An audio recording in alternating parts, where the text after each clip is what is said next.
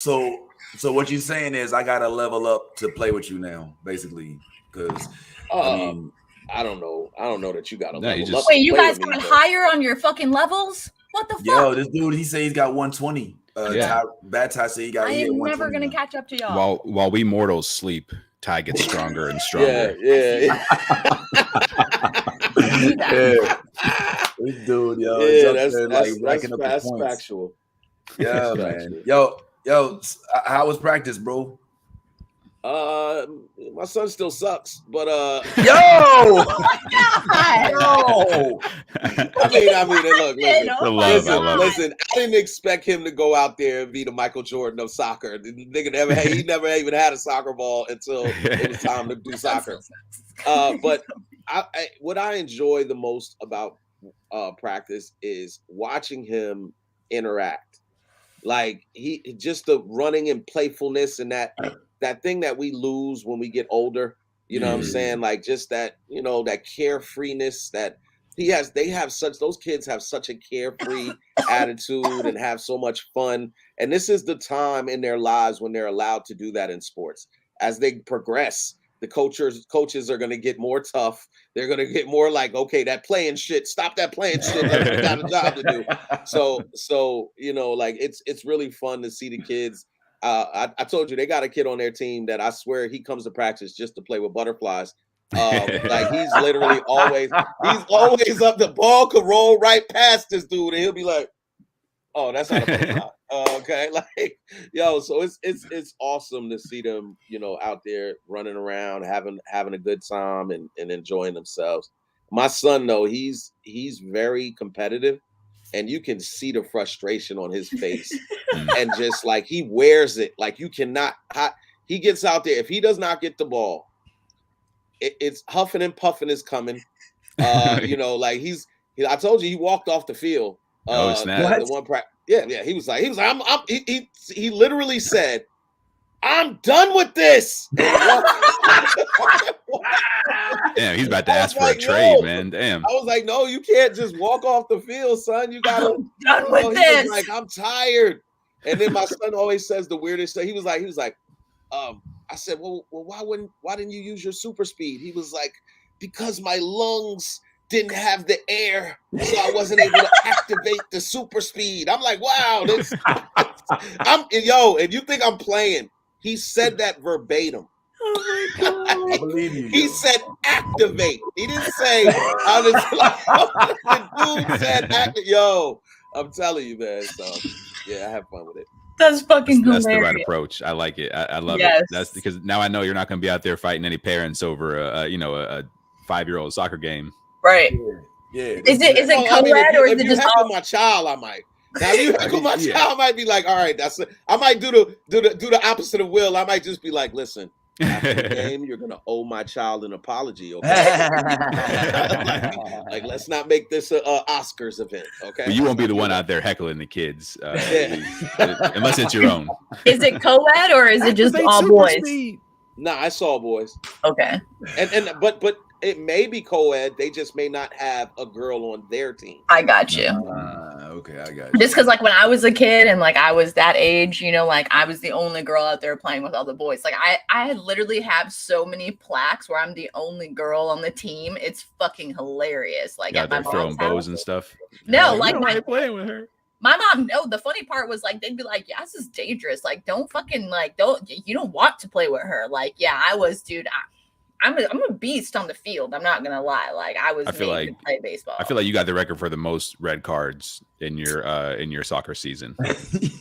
Yeah. Yaz was the first person to get kicked out of the whole league. Also all of the unhome like home runs. Like mine would be in the park home run, and I would beat the ball home. Like I'd be at that. Yaz did say she ran track. She did say she ran track. I was so cocky. Like I was that asshole player that I'd hit the ball and everyone would be like, "Oh, she's tiny. Okay, move up." And I'd be like, "Move up, bitches!" And I pull my gloves up and I look at my crowd and I'd be like, ha, ha. And they'd already know, like, it's gonna fucking destroy them. Yo, I would just like that little fucking chuckle, bro. And I put my fucking bat up and like. Yaz was born with this energy. Dude. Yeah, I knew how to. you're one of those kids used to make eye contact with somebody when you duty, like just to make sure they knew this was for you. Yes, 100%. You gonna clean this shit up. I would hit it and I would hold my bat out because you'd just be like, "Where's the ball going?" And then you'd see it and I'd already be like second base, and then I'd be at home just like sitting there with my bat, just like holding it, like y'all coming? Are we done? Yeah. You that fast? You that fast? Yes, activated super speed on him. Damn. Yeah, man. Dude, this motherfucker told my mom I run like a gazelle. I was so insulted when he called me a deer, dog. I was like, did you motherfucking call me a deer? He's like, she's so beautiful and just like her limbs are perfect. I'm like, how old were you? Yeah, I'm like, hold up, this guy. Yeah, that's a predator out there. He was a track coach. That's how I had to play track. He was our track. He worked for our school, but he like did after school, work for the community. So he was around like watching that game, and man, that game fucked me because I had to play track after that. I was pissed. I was calm. Play track. He was the only. That's how you know you good when you just play track. You know what I mean? All the rest of y'all are working. I'm playing. I don't know what y'all doing, but I was so mad though. I was like, this is entrapment. Like, how do I get out of this? Like, this is like grade A entrapment. Like this motherfucker. You mean entrapment? Hey! Oh shit! He'll be at Caroline's this evening. Now. I feel like the dude who called you a gazelle was just a Looney Tunes fan. Like there used to be this Looney Tunes skit where this guy would be like, he looks like a gazelle. Really? Yes. Like a gazelle. Yes. When they did the baseball, yes. He was impersonating Harold Cosell. Yeah, Howard Cosell. Yeah. And so he was but in the Looney Tunes cartoon, he would always say a gazelle. Like he would always say gazelle like multiple. He looks like a gazelle. He's running. He looks like a gazelle. Like I think Yaz's coach was just a Looney Tunes fan and just got ran away with. I gotta see this. That sounds funny as shit. Oh, hold on. I had to bring that up, bro. Yeah, you're gonna I'm trying to look for it right now. Just put Looney Tunes. The voice of a generation. Big up Howard Cosell for being one of the best commentators ever. And I didn't really when I used to watch Looney Tunes, I didn't always get those references. Like they used to put those little quips in, and I didn't like when I don't know if you remember in Looney Tunes, they used to have this dude. They would there was a skunk. And he started singing. He was really skinny, and he would fall between the cracks of the. But he would sing. Yes. And like all the girls like, Frankie! Like it was Frank Sinatra. They was trying to and they were making fun of him because he was so skinny. But I didn't get the reference. You know what I'm saying? As a kid, I was like, I don't know who that is. Frankie. But anyway, what you did miss, Ty, is a spirited discussion about the good, bad, and ugly as it pertains to space travel. And I'm curious to get your opinion on this. Yeah, specifically the recent private space travel. Yeah. Well, I mean, space travel. I woke up to this as a notification on my phone. Anything space, I want notifications on, and it basically got me really excited. I was like, yo, we are literally doing it. They are Ubering to space at this point. You know what I'm saying? It's a round trip ticket to space. If you can afford it, it's probably a couple $100,000. But some people, that's nothing, And my mind went immediately to excitement, ecstatic. Oh snap! Mars is on the rise. We're gonna hit the moon. We're gonna have charging stations, living stations. And Tyrone's was more like, the people who are putting this together are getting stinking rich off of this, and that's all he really got out of it. I mean, he acknowledges the benefits. I do want to just reframe what was said. So my problem is not that people are getting stinking rich necessarily. It's that it's the only motivation, and so they're doing it in a way that's not going to be accessible to anybody but people who are stinking rich, and that's ultimately where it'll stay. Leading us to just the same situation we have on Earth in other places where you either have it or you don't. And that's where my problem is. So yeah, he's more on the he sees the venture capitalism afoot. He sees this as being a profit for more profit operation. and doesn't have the sparkly eyed sense of holy shit space. You know, he sees like the evil aspect of it. You know what I mean? You know, so to speak. And he's not wrong. The you know, foundation. What I mean, it would be dope if, you know, they would open this up for the youth in inner cities or in our neighborhoods, so that they can explore and have motivation to be engineers and aeronautical. Well, you know. I would say not even open it up to people. I'm talking about having it to where they don't control it. You know what I mean? Because you know, what we're looking at here is like a, you know, like the Belters in The Expanse. I was using The Expanse as a you know, as an example a lot.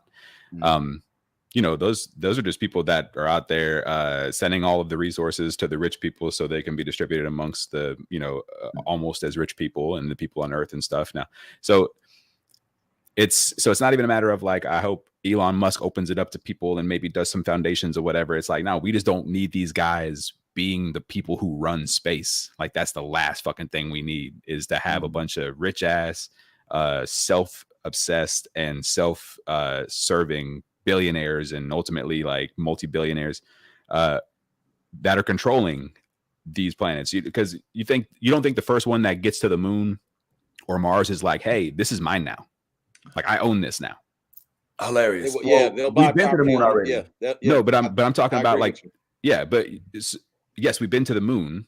But if you don't think that some, you know, billionaire is going to find his way to the moon and like literally like, this is my part of the moon, like this is my moon area, like don't come to my moon place. You know what I mean? Like that's not what we need. And like we don't need that part for scientific progress. We don't need the hoarding of wealth, the hoarding of resources, and you know, we don't need that for scientific progress. That's the myth. The myth is that without somebody being able to make $1 billion, nobody's going to want to progress to the point where we can get to outer space.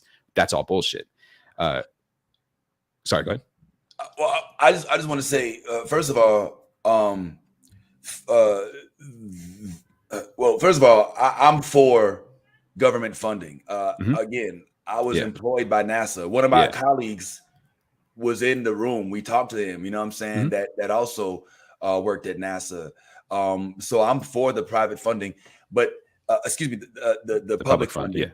But Jeff Bezos, Richard Branson, these are not the only ones. Like China, the International Space Station is just that. It is the contribution of multiple of countries that have space travel capabilities, combining their efforts to make different hatches in space that are livable, so that we can explore from space. Awesome. Yeah. So in Russia, they have cosmonauts that are up there.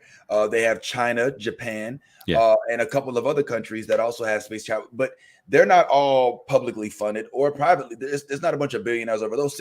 So they link up with the Jeff Bezoses to go to the International Space Station, but they're not the only ones. So to think that, you know, the billionaires of the United States are the ones running it, when in actuality, I believe that they're doing it as a result of the funding being pulled from NASA, because we had this crash of a market in 2008. One of the things that didn't make it through the refunding is NASA, but also those decisions, those policy decisions that take funding away from NASA and stuff. It's not because we can't afford it. It's because there are people, billionaires, corporations, literally lobbying for that money and making it more valuable to lawmakers to give them that money. So the idea that billionaires won't ultimately run space, because they run Earth right now. Like right now they run Earth, and that's how it is. Like, we've gotten ourselves into the situation where billionaires are making laws. Whenever they can't make a law that benefits them, they'll do whatever they can with their money to make it so, you know what I mean? They're not paying taxes. So we're publicly funding them, by the way, just so, you know, whatever they're doing, like, we are publicly funding them also. And so they're going to continue to run shit here because they already do. And they're not going to be like, well, let's just keep that on Earth. We'll make space for everybody else. Nah, they're going to run that shit too. They're going to make sure they run it. So that's why all of the space stuff, all this, the science about it, love it. So excited about it. But you start throwing in those assholes and it's not going to be pretty, is all I'm saying. So go ahead, Ty.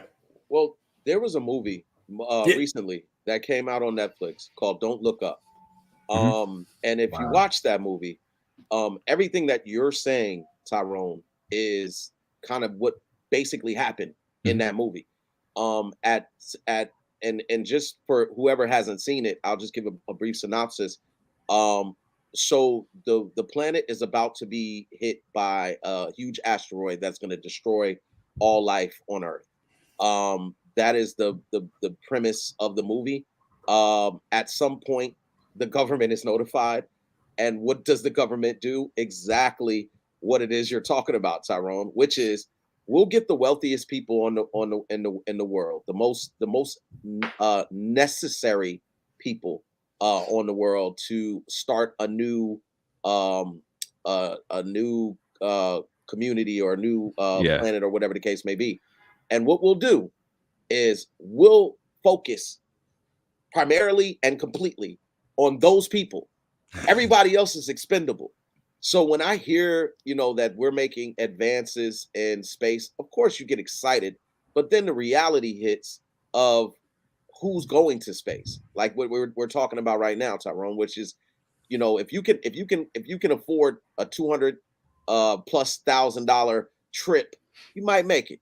But if you don't, then you're asked out. And the more and more accessible this becomes to those wealthier individuals, the more um, the more we become, the Earth becomes like we don't need it. Well, Who cares? hold on. Who cares what happens? Let me take a step back. Before these wealthy individuals got on these trips, Mhm. all right, it was my colleagues that went through rigorous training, that went through countless years of school, countless different training sequences. Yeah, that's how you want To it. be qualified to go up there. Yeah. Mhm. However, the reason why they're going up there is to explore, is to learn, is to fix. Mhm. But they're also the International Space Station. Maybe you guys don't know this.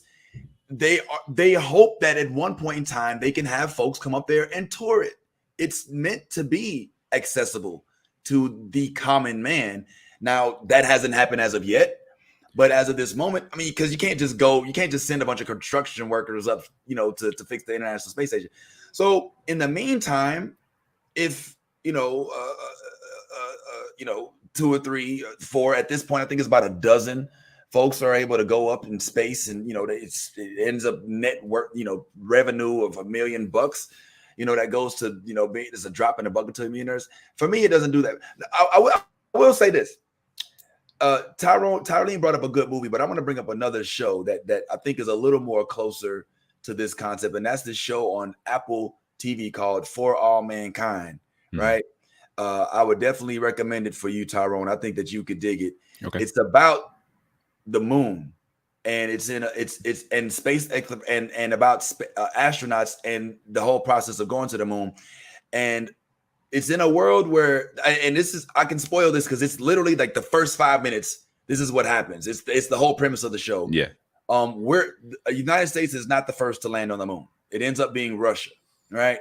So now the United States in this new timeline is not looked at as the forebearer of space travel. It's Russia. And now the United States goes to the moon second, but is now plotting on Russia. And it's all a bunch of like politics involved, but it's led by the government, like you would prefer. I guess where I'm going at with this is like, if this was all simply government based, would we be here by now? All the years that we've had, like NASA and these different government funded programs, even JAPA. Well, we don't JASA, excuse me. Oh shoot! Yeah. Oh my God! It was a typo. It was a verbal typo. Okay, Jesus Christ! You're fine. All right. You're fine. Verbal typo. You're good. You're good. All right. My bad. Excuse me. It was just slipping tongue. But like it's been so slow in terms of like we haven't really had that thunder, that fire put under us since JFK was like, we going to the moon. Like we keep going. We want to go back to the moon. We going to the space station, but like we want to go to Mars. Like, and if like, I mean, I don't know. I guess for me, I'm just so. Well, I got it. So here's the thing. So yes, those programs are government programs. A government of and not to be, not to be this guy, but our government the way democracy works kind of runs some friction between the way capitalism works. So now we have a situation where our government is not necessarily to do what's best for its people. It's to do whatever keeps our economy surviving, because they need, because that's what we've done to ourselves. So do I think that the government is the best thing right now? Absolutely not. Not my favorite by any stretch of the imagination. Mostly because we simply cannot only look out for the best interest of people or the growth of humanity. It's all about keeping the money flowing. That is the only motivation for anybody right now on this entire planet, is just keeping the money going. So I get what you're saying. It took a while to make these things. Also, you can't always trust different, governments. So it's like, it's, whether it's the American government, the Russian government, whatever, so it's not that I'm saying give it all to government. That's the way it should be done. It's, it should be for the people. I want everybody to have access to it. But my main point is not to necessarily stop the progress or anything. It's just to don't put too much faith in these people who only are interested by how it can serve them. The idea of an altruistic billionaire is an oxymoron. It just doesn't work. Mm-hmm. Go ahead, Ty. And I also, because you were making a point earlier about the International Space Station, and that common people being able to go up there and everything like that. Well, I think Tyrone's making a very, very good point about the foundation of what civilization is built on. Like, in order for anything to flourish, they already have a template of what works and what doesn't. So to your point about bringing common men, you have to have a labor force. So so there will be common men brought up to space, but not for the reasons, like not to go on a tour. It'll be because they want them to build the necessary platforms and everything for people to survive on. That's about it. Yeah. That would be the gist of their visit. Yeah, you might at some point get a break and be able to look out and be like, oh, that's beautiful. But that's about all you're going to see. You're going to go. I mean, what I'm hearing from you is like, it sounds like they're hiring slaves. I mean, these would hopefully be paid. It won't be the first staff members. That's you know what I'm saying? Yeah. But here we go. Like even on Earth, like whether it's a custodial staff, a maintenance staff, whatever, these people are paid technically, but we know they're some of the most underpaid people in our society doing some of the most important work in our society. This is just going to be translated again, just in space and with fancier suits. You know what I mean? It's going to be the same shit, bringing rich people their towels, cleaning their toilets. That's what's going to happen. There's going to be chefs and stuff like that. And, so this isn't, the motivation for this is not to make a better society and flourish throughout space. It's not. It's all profit driven. Nothing. Let me say this. Not just that, Tyrone. Not just profit driven, but also it is necessity at this point. Like whether people want they're trying to escape. Admit it, whether people want to admit it outright or not, global warming is a thing. Mm-hmm. That shit is a thing, and like scientists people like Elon Musk at some point has consulted with the best of the best, and people have told him, probably in confidence, and we'll never know, but they probably have said, this earth will not be here in such and such many years. So we need to find an alternate method, because right now we have destroyed this planet that we live on. And as it stands right now, there's no turning back. So now we have to look forward to an alternate method. Now, with all that being said, the reason I brought up Don't Look Up is because when you move to that new alternate method, you want to now try to change your method that got you to the place where we are now. So in a lot of people's minds, and when I say people, I mean the elitists, there are certain demographics, there are certain people, there are certain stuff that happened that caused us to get to this point. But that's not even up for argument. But what I'm saying is, everything you're saying from the standpoint, and I'm talking to you, Vince, you're saying from the standpoint of someone who loves science. You're talking about the standpoint from the standpoint of someone who is obsessed with space travel and the idea of finding out new frontiers and everything. You are Star Trek in a body. You know what I'm saying? A human body in its human form. But the reality is, that's not what we're focused on. The focus is, and why Elon Musk took his checkbook out, is because he was like, look, I'm going to make sure that me and mine, or not necessarily me, because he probably knows he's not going to make it to see that, but I'm going to make sure that everybody that I love and everybody that has a future. And he's not over here saying, I'm doing this for the American people. I'm doing this for the world. Not at all. Not when you're charging $250,000 or $200,000 plus dollars. That you literally are cutting out half the population, if more than half the population with paying that type of ticket. Nobody's going to be able to afford that. You know what I'm saying? Like, come on now. $200 plus $1,000. Right, look, bro. Look, we don't all have real a pair quick of Yeezys either. You know Sorry. what I'm saying? Like, real quick, Yaz hit us up in the private chat. Yaz trying to make her exit, so I didn't want her to. oh, yeah, my bad, Yaz. Yeah, no, get some rest, feel better. Bad, yeah. Yaz. All right, I have Yaz on mute, the feedback a little bit, but you ain't feel okay, Yazzie. All right, well, hit us later, man. We'll just do the 3 old grumpy men talk. If you guys decide to get on the game, just send me an invite, and if I'm like on the PlayStation, then I'll play with you guys. Okay. Cool. Sounds good. Get some rest. I can't today, hope you feel better. Yeah, I need to sleep. I haven't slept all week, so I'm sorry, guys. Go get some no worries. Sorry, thanks for being here on time earlier. Get some rest. We'll holler at you a little later, and thanks for the shirts. We'll talk about that later too. All right, bye, guys. Peace. Bye. Peace. Sorry, go ahead. All right, and then number 3. All right. Well, thanks. Well, yeah. Look, everything's not going to be affordable to everybody. You know what I'm saying? And that's the problem. Well, that's in it. There are areas that everything is affordable to an extent, and these are areas like Cuba and communist China, in which you can't exceed to a certain place, because after a certain amount of income is achieved, it becomes allocated to everybody else. But that's see, the idea that you have to have a certain amount of income to progress as a person is an idea that was, I mean, it's propaganda that is taught to us at a very young age. The idea that there aren't other countries where people can do these things because they don't have the same system of government that we have and the stuff like that. At this point, like we have enough access to the outside world where we're like, oh shit, like a lot of that was bullshit.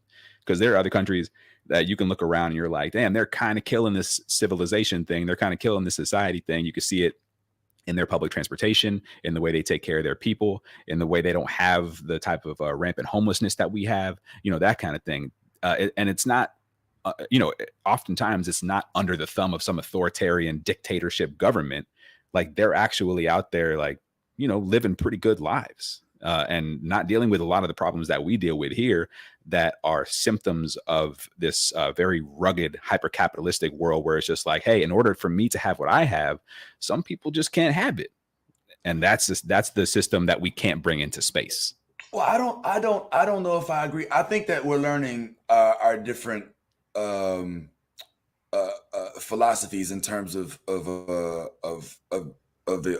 world and government structures. I don't call myself a capitalist. I guess I see that the capitalism in this country hasn't necessarily been the overall reason for all things not being the way that they should be. However, it definitely hasn't been the best.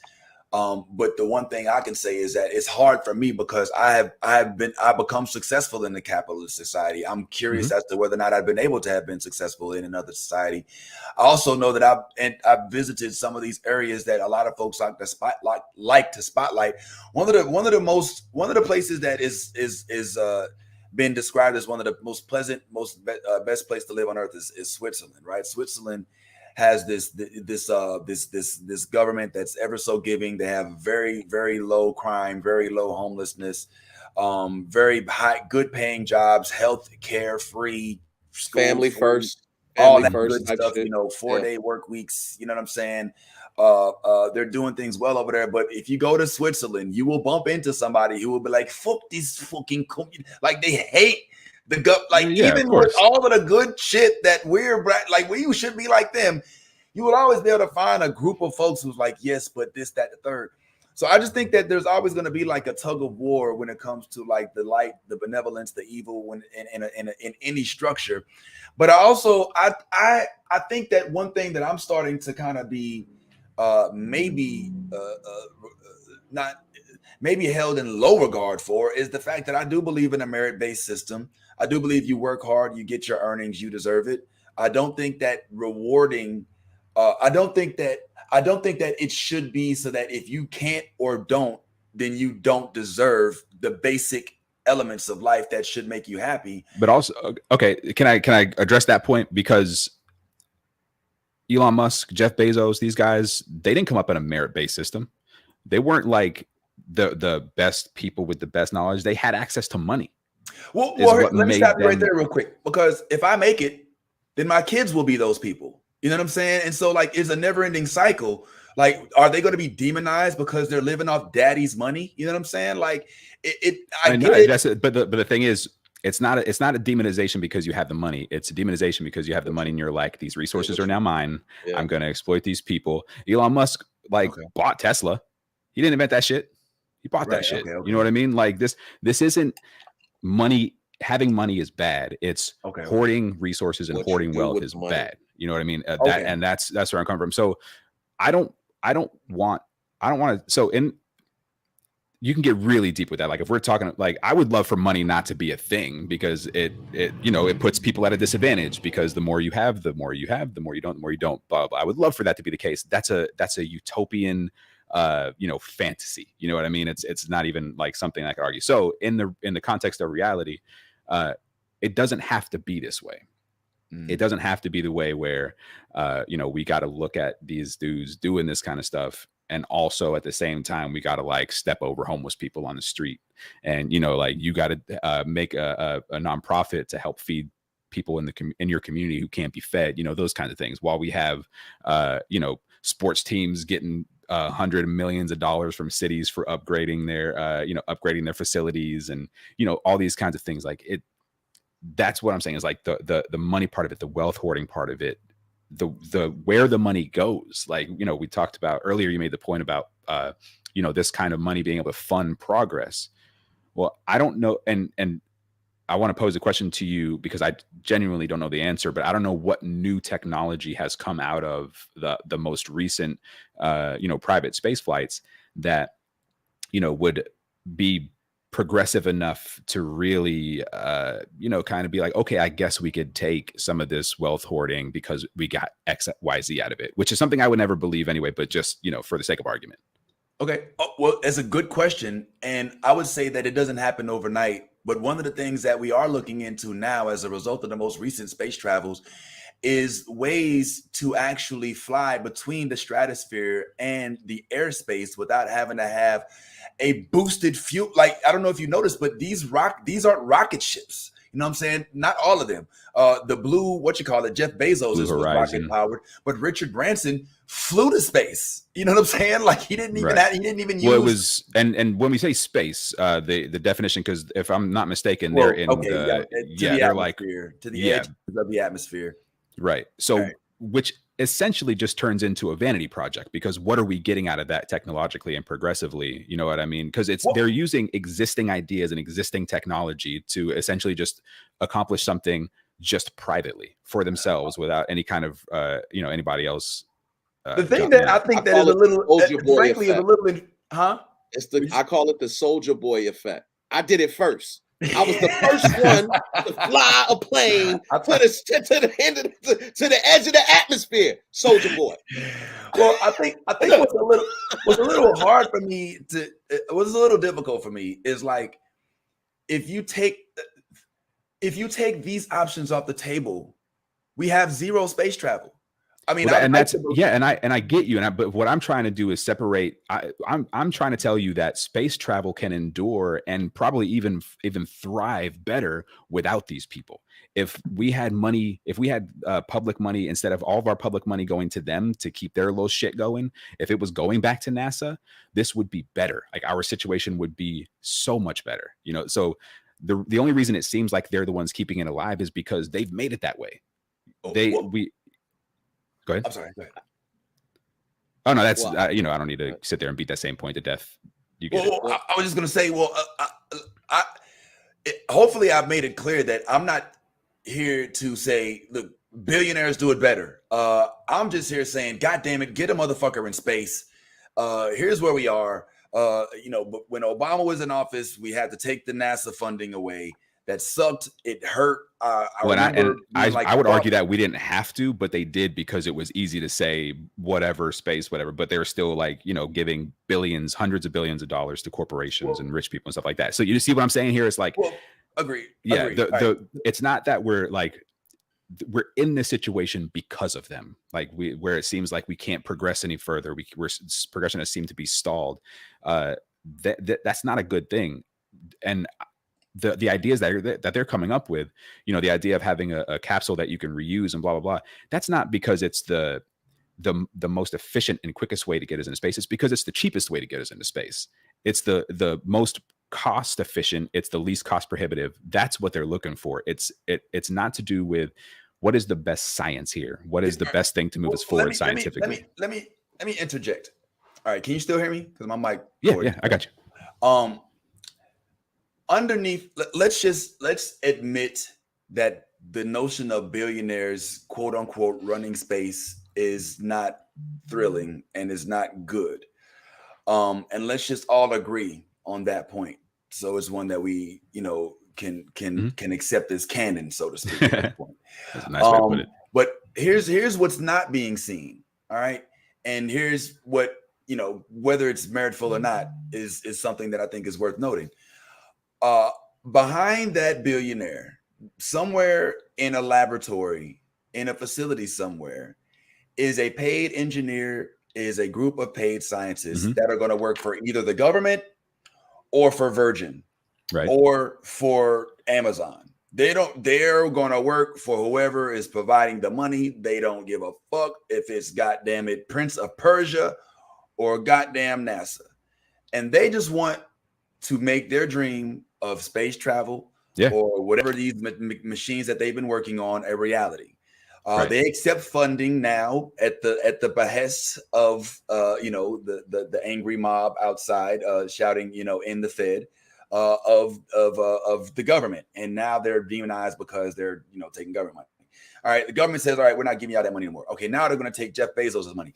At the end of the day, these workers, these laborers, despite their education and not and having higher paid salaries, are basically still trying to do their jobs. It's just a matter of who it is that they do it for. But now the face of it is taking over, as opposed to the merit of their technological advancement and of their actual research and engineering. So that's where I kind of come in. Like, I'm the guy who's in R&D, just waiting for motherfucker to fund me so I can get this project off and we can get this shit in space. But depending on who it is picks up the project, ends up being the whole story. You know what I'm saying? So I'm focusing more on those people, the ones in the lab, the research. And I'm a big fan of those people, and we don't need the Bezoses and Elon Musk of the world. And the reason that they're in the position where they're like, I just need some money to do my thing, is because we live in a system that rewards those guys, throws hundreds of billions of dollars their way, literally yearly. You know what I mean? But this is recent, Tyrone. Like,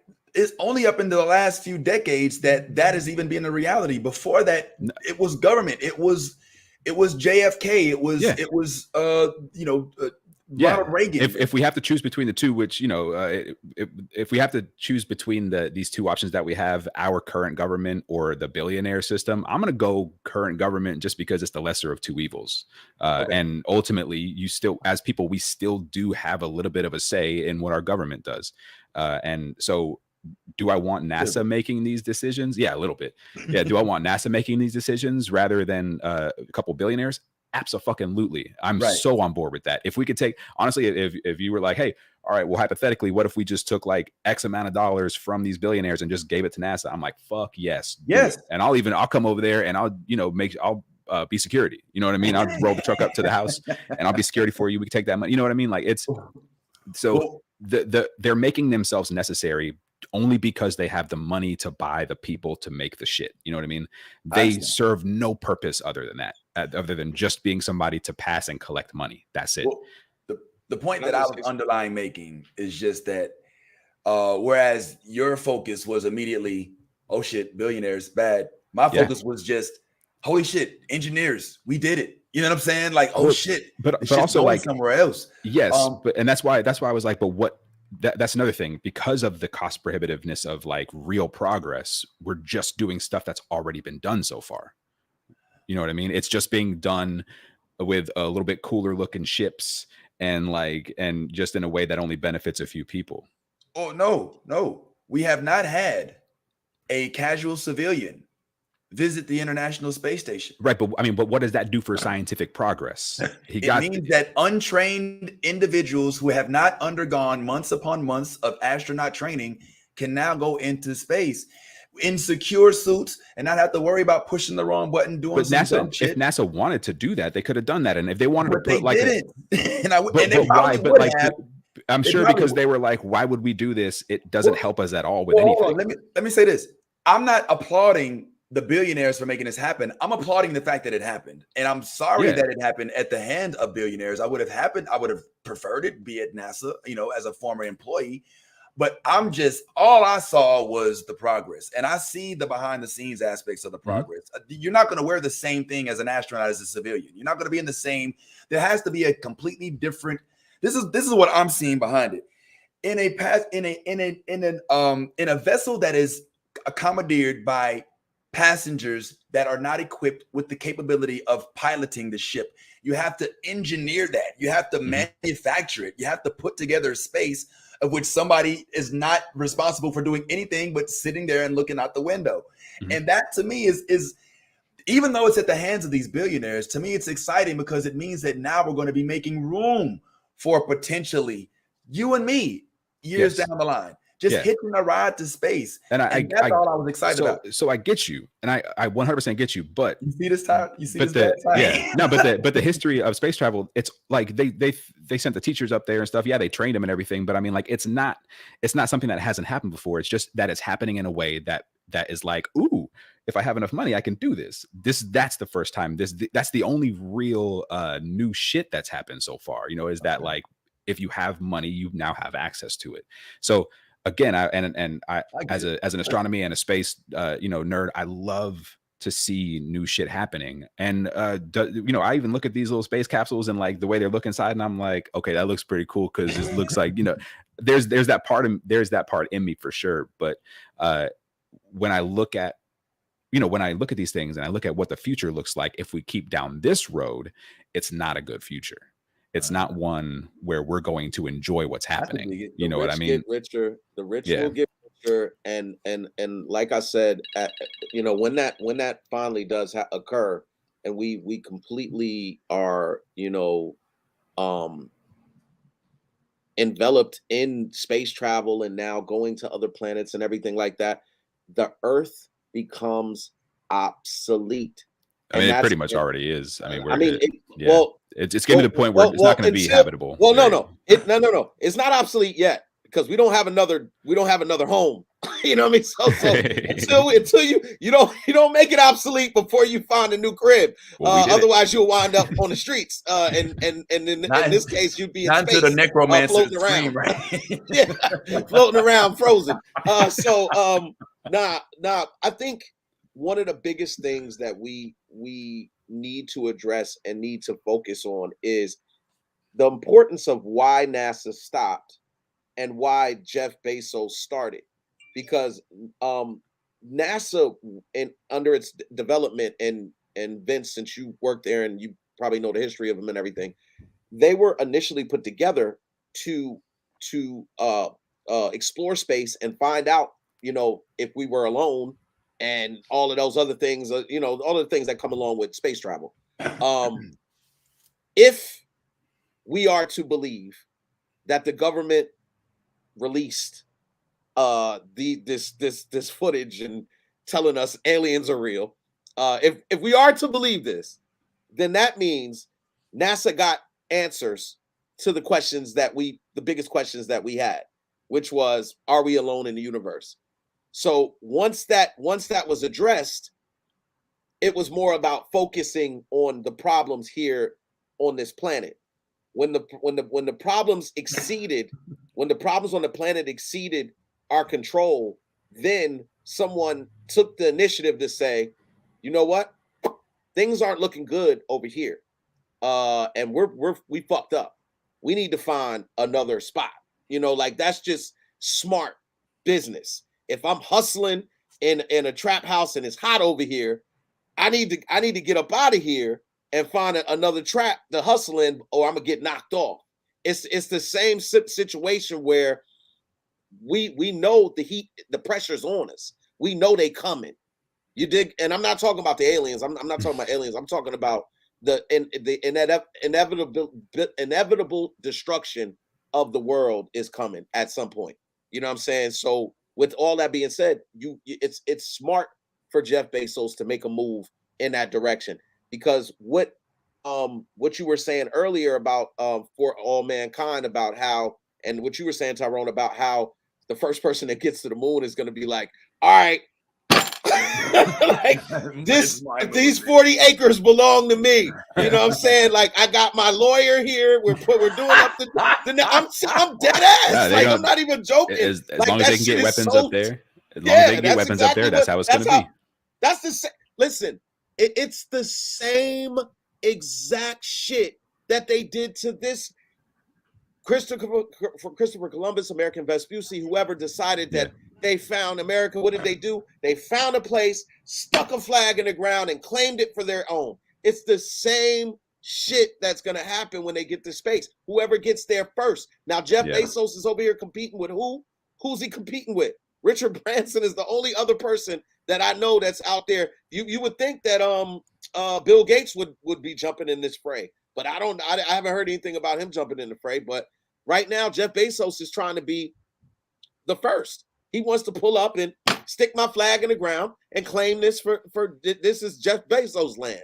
You know what I'm saying? One of the reasons why a lot of Republicans and Democrats, one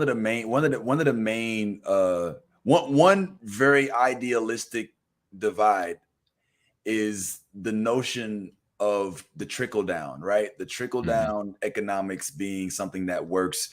If you're on the right side, then you think then the billionaires give us the jobs. If you're on the left side, then you say, well, no, the jobs come from the ground up, and it's a trickle up type of thing. I often get really annoyed with these comparisons, because I don't think that anything is always so cut and dry. There's always some sort of complexities to it. So, but real quick, I will say that any economic study that's been done has disproven trickle down economics. Just to, the jury's out on that for me, because the concept of I don't want to argue for trickle down, and I'm starting to sound real Republican here, and I'm not. But no, it's not. This is It's not like this is something we've been taught and indoctrinated with, like 100%. So it's not even a Republican. This is a very American idea. It's not a Republican idea. This is a Democratic idea too, because that's the same reason why we have remained in the bullshit. It's all to keep up the same system. So like this doesn't even really fall into Democrat Republican arguments. All right, cool. Well, but I see it, firsthand. I literally see it firsthand, and it's hard to discount it. And I think why it's prevalent is because when we're talking about the billionaires, millionaires, now reaping the benefits of space exploration, like that's what this country is doing as we speak. Right now, we're on a platform called StreamYard. I don't know who owns this shit, but I bet you they don't know who the fuck I am, and I bet you that right now they are rolling in some of my dough, living comfortably in some motherfucking place, and that's their right as the company's creators. And I don't hate or have any or harbor any ill will towards them for that until they say some racist shit, and then I'm like, all right, cool, we're going on to another spot. But I see it happening literally in front of me, like, and I'm also, again, without saying too much, I came from the labor force. Me and Ty used to work together. You know what I'm saying? We worked together, and I was in management at the time, and I was just basically an underling for those owners. Remember, Ty? I was, I did their bidding. I hated it sometimes, but I did it well, in my opinion. But at that time, I could not do anything but feed. I don't even think my family was even feed the people that were in my circle at the time. But then as I broke off and became an independent contractor, and then I started to develop the business that I've created, and then the business starts to have success. And then I find myself hiring people, right? How am I able to hire people? Because I can afford it. So in a sense, my success has begat their employment, their income, which is what they're trying to say with the trickle down stuff, right? When somebody gets to this level, these so-and-so folks have an opportunity to, eat off of the leaves that are falling from this tree, and then they themselves go up, and then the cycle continues. You know what I'm saying? Now, well, that's what you're describing is just, just basic free market principles. That's not necessarily trickle down economics. Okay. Yeah. So with trickle down economics, it's more the idea of,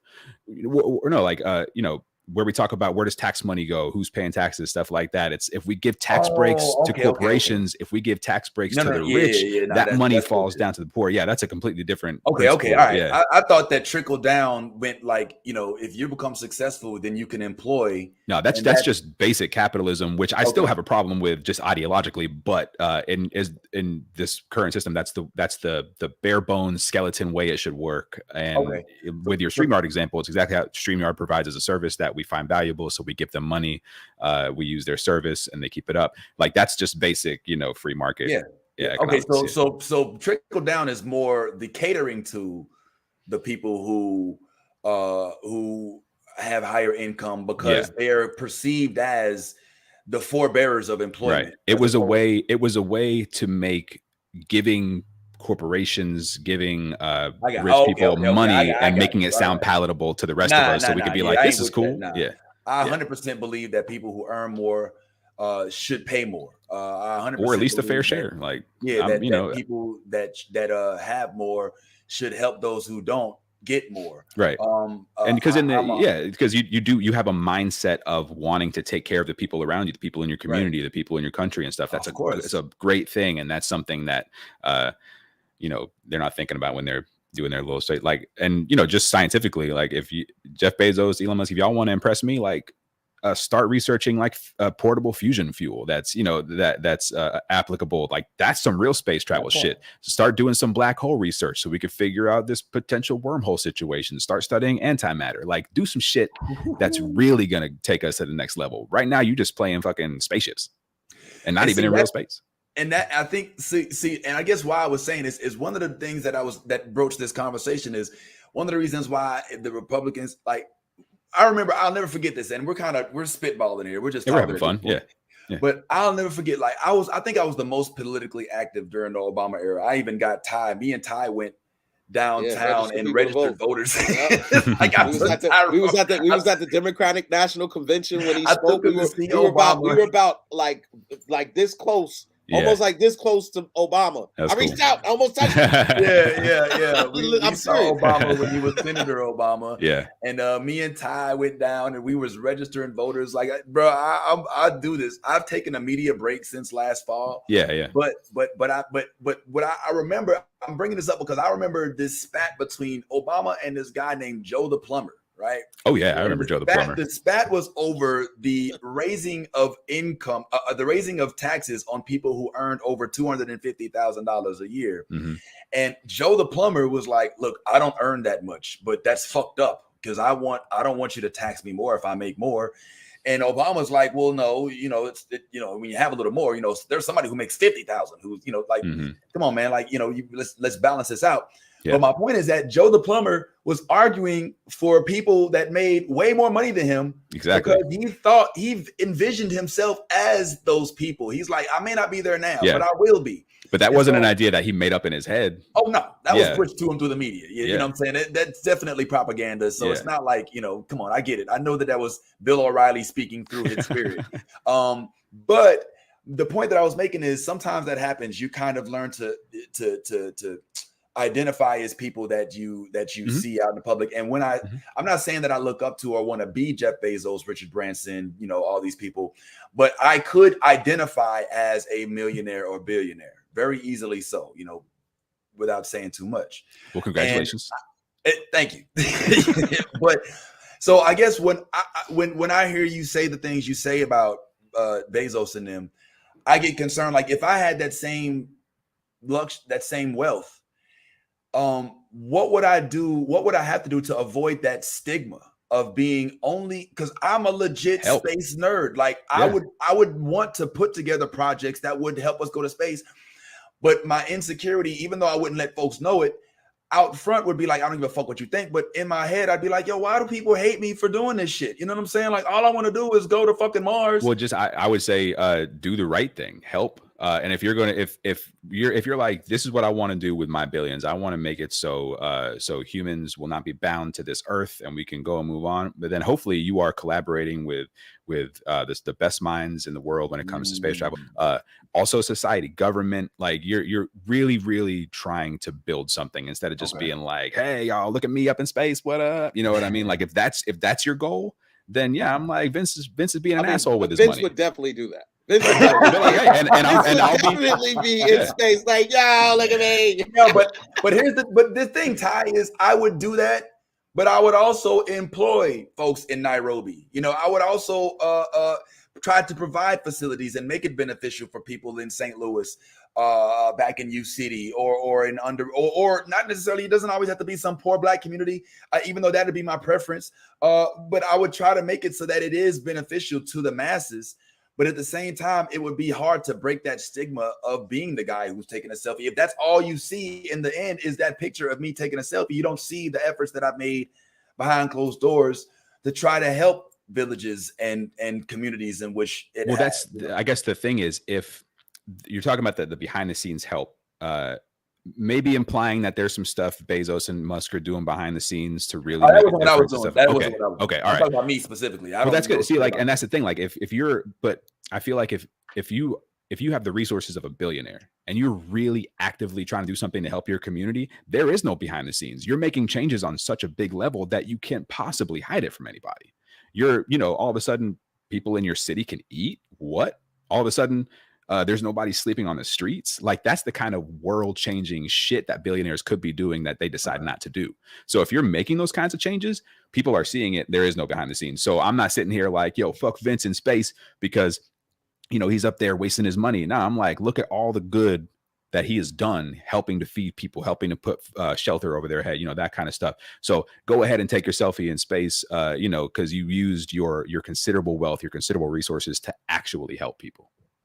And the funny thing about being a billionaire is once you reach that financial status, that wealth, you no longer try to do anything. You just do it. You know what I mean? Like you have literally all the resources at that point to do whatever it is you want to do, to effectively make change. Like you just said, Tyrone, people waking up like, oh shit, I can eat. Yeah. You know what I mean? Like where there was not, you now can make that actually be something. And also to the I wanted to kind of make this point as well. Is with you, when you're doing something at that level, that massive of a scale, your integrity is the only thing that you can hold on to. Your integrity is what's going to allow you to wake up, go to sleep, wake up, go to sleep without any pressures. So at the end of the day, everybody's going to have an opinion. We live in a world where that is what everybody wants to do, is give their opinion. When it's not prompted, and when it is prompted. There's always going to be somebody that has an opinion about you. But as long as you stick and hold to the thing that you're driven by, which is your integrity, to do the right thing, then you at that point when you're a billionaire and you're kind of, you have a really sense of self and you really know who you are, you're not bothered by the layman's opinion of why he's doing this or whatever. The question is, why aren't you doing anything? Yeah. You know what I mean? I'm doing something.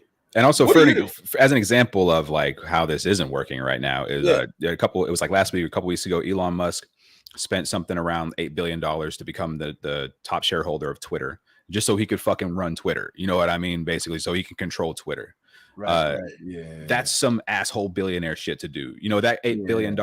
Imagine if he was like, you know what, with this $8 billion, I got burned a fucking hole in my pocket. What if I went over to Detroit, not to do this whole like buzzword thing. What if I went over to Flint, Michigan and built a water filtration system that would make sure that everybody here cannot be poisoned by their water. You know what I mean? Like, you know what happened at that point, Tyrone?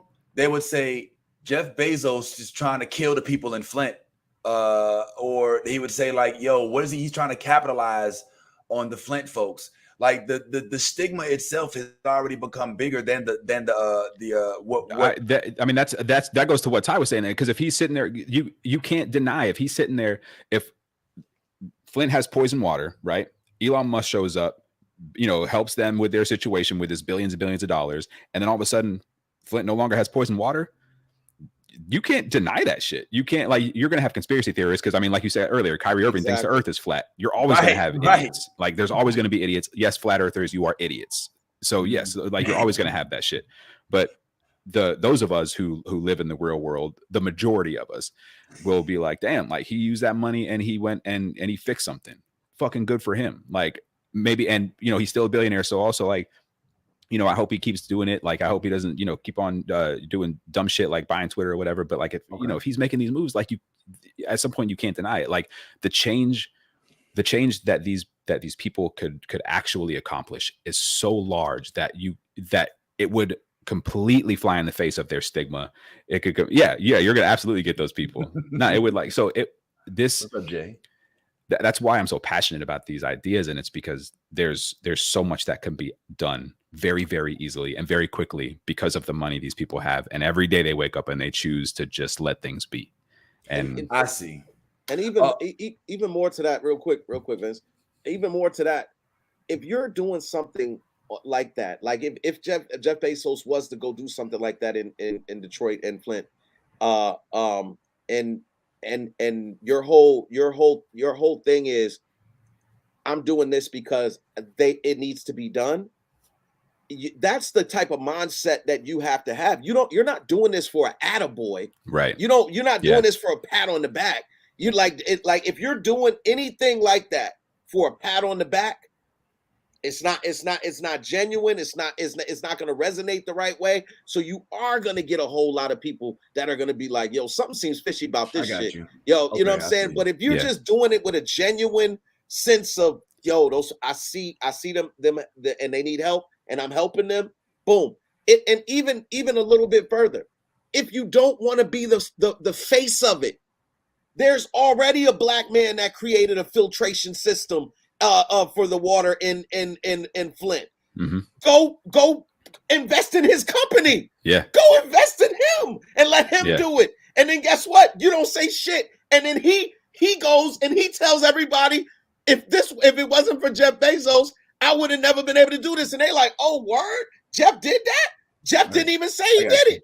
Makes Jeff look like a fucking, you know what I mean? Like, yo, it's like it's like the end of Batman Begins. Commissioner Gordon is like, I never said thank you. And then Batman turns around, he goes, you'll never have to. Like that's king shit right there. That's king shit. I don't need your thanks. I'm gonna save your ass anyway. Anyway, right? Yeah. This is what I'm here for. All right. Man. So let's take this. All right. So y'all know who Akon is, right? Y'all know. Are y'all familiar with Akon's electrical project in Africa and convict awesome, music? Yeah. So let's look at this. All right. So depending on the motive, depending on what it is, you know, depending on the perspective, because I've heard it's so funny when like you look at things from a perspective and then you hear it completely different. You're like, oh shit, like I didn't. So I came at this the same doe eyes that I did with space exploration. When I heard about Akon and everything that he was doing, I was like, yo, that is dope as shit. Are you serious? Like he's looking out for his home, his community. You know what I'm saying? Like they didn't have it. It's something that they didn't have before. This multilateral electric structure that they're putting out there, and it's dope. And then you talk to somebody from Africa, and they're like, "Oh man, he does it for the money." You know what I'm saying? And you're like, "Well, but it's good." You know what I'm saying? And they're like, "Yes, but it is not because he wants to really help the people. He wants the money. He now controls the biggest African electric and grid." And you're like, "Well, shit, man. Like, you know, is it possible that there's both? Like, can he want to do good and also maybe benefit from it financially as well? Like, is the person that invented the electric socket filler so that kids don't put their fingers in it an asshole because they're a millionaire now and kids also don't put their fingers in sockets? Well, like, and like, it's a philosophical question about whether or not you can truly do good in a system that you know, that is for a profit driven. You know, are you doing good if you're the one benefiting the most, or are you just doing for yourself? That's a philosophical question that we could argue for hours, I'd imagine. Does his stuff benefit some people? Yeah, like, and that's again, basic capitalism. Does it benefit some people? Yeah. Are some people probably going to get the short end of a stick? Probably. I don't know enough about the situation to, you know, to speak on it. But yeah, I mean, ultimately, like, you're like, yeah, he did this thing, but I don't know what Akon's taxes are looking like right now, what his profit margins are looking like, and if he's just like, you know, sitting there counting the money. But in our system, he's the best case scenario, right? Somebody who's doing some good for some people and counting the fuck out of his money. You know what I mean? So do we fault him for that? You know, can you? You know what I mean? These are philosophical questions. Like, right. You know, at what point? Like, I think it sounds like what you're getting is at what point, you know, do you cross that line into, okay, I've done enough to where I'm no longer the bad guy. You know, depending on where your wealth is. And yeah, it's a tough question, and it's because, frankly, we haven't had a lot of good examples of people doing it the right way. I mean, I could think of a very few examples. Like Dolly Parton, I think, has done things mostly the right way. Prince did things mostly the right way. You know, he was out there doing so much good in his community, and people only learned about it after he died because of just how absolutely like philanthropic he was, like really philanthropic. So there are people who really did good just to do good. And you know, but there just aren't a lot of examples of it happening at billionaire levels and levels that that could seismically change our landscape, you know. And also there's over the years there's been such a negative connotation put onto money, and you know, and all of the evil. What was the saying? Money is the root of all evil. Mm-hmm. You know what I mean? Like when you think about it from that perspective, you know what I'm saying? And like anybody who gets a whole lot of money, like there's this notion that they had to do something, they must have did something, you know what I mean? Like it's always that, you know, that like we're over here just talking about Jeff Bezos, and we're like, you know, if he did do that for Flint, and we'd be like, he put microchips in the you know what I mean? It's just, but that it's like this evil, like in order to be this global phenomenon when it comes to being able to attain money and wealth at that level, you have to be like villainous. Well, and you have to be like willing to stab your brother in the back and, you know, kill, you know, you have to, it's always been that. Well, not always, but I guess because of all the things that have transpired over the history of what we've seen, that has been driven by, you know, from almost the beset of mankind. You know, this man's land looks better than mine, so I'll just go over there and take his, claim it for my own, and now I'll thrive. You know, and now I'll thrive, and that's it. Like, it's like, look, we'll just keep that same energy from now on. Whatever I see that I don't have and I like it more than what I have, then I'll just go take it, make it mine, and now I look good. I'm the Fresh Prince of Bel-Air. So it's kind of that notion and that idea and that ideology that's had us where we're at when we look at these people like a Jeff Bezos or a Bill Gates, or you know what I'm saying, like a prince of Brunei or something like that, because people don't be talking about that dude. That dude is rich as a motherfucker. Like yo, like people don't really be talking about the prince. Like, first of all, where is Brunei, and why is this dude so goddamn rich? Yeah. Well, and I mean, Jeff Bezos has been giving us a lot of examples of why he is an asshole. I mean, like, his workers are famously mistreated. You know, he pays people poorly. You know, they're worked to the bone. You know, he has more people injured like at his warehouses. It's so ridiculous the amount of like lower back injuries people suffer. You know, he's out there union busting. You know, there are plenty of examples of why those sort of stigmas exist. You know, they don't just come out of thin air. It's not just because like there's sort of a little bit of a thread out there where like if you start talking shit about the billionaires, it's because you just hate it because you ain't got it, you know, like that kind of thing. Yeah. Nah, like you could have it, but also like take care of your fucking people. Like you got Amazon workers out here pissing in bottles in their trucks because they got to deliver their shit so fast, or that you're going to fire them. You know what I mean? Like you know, I get you.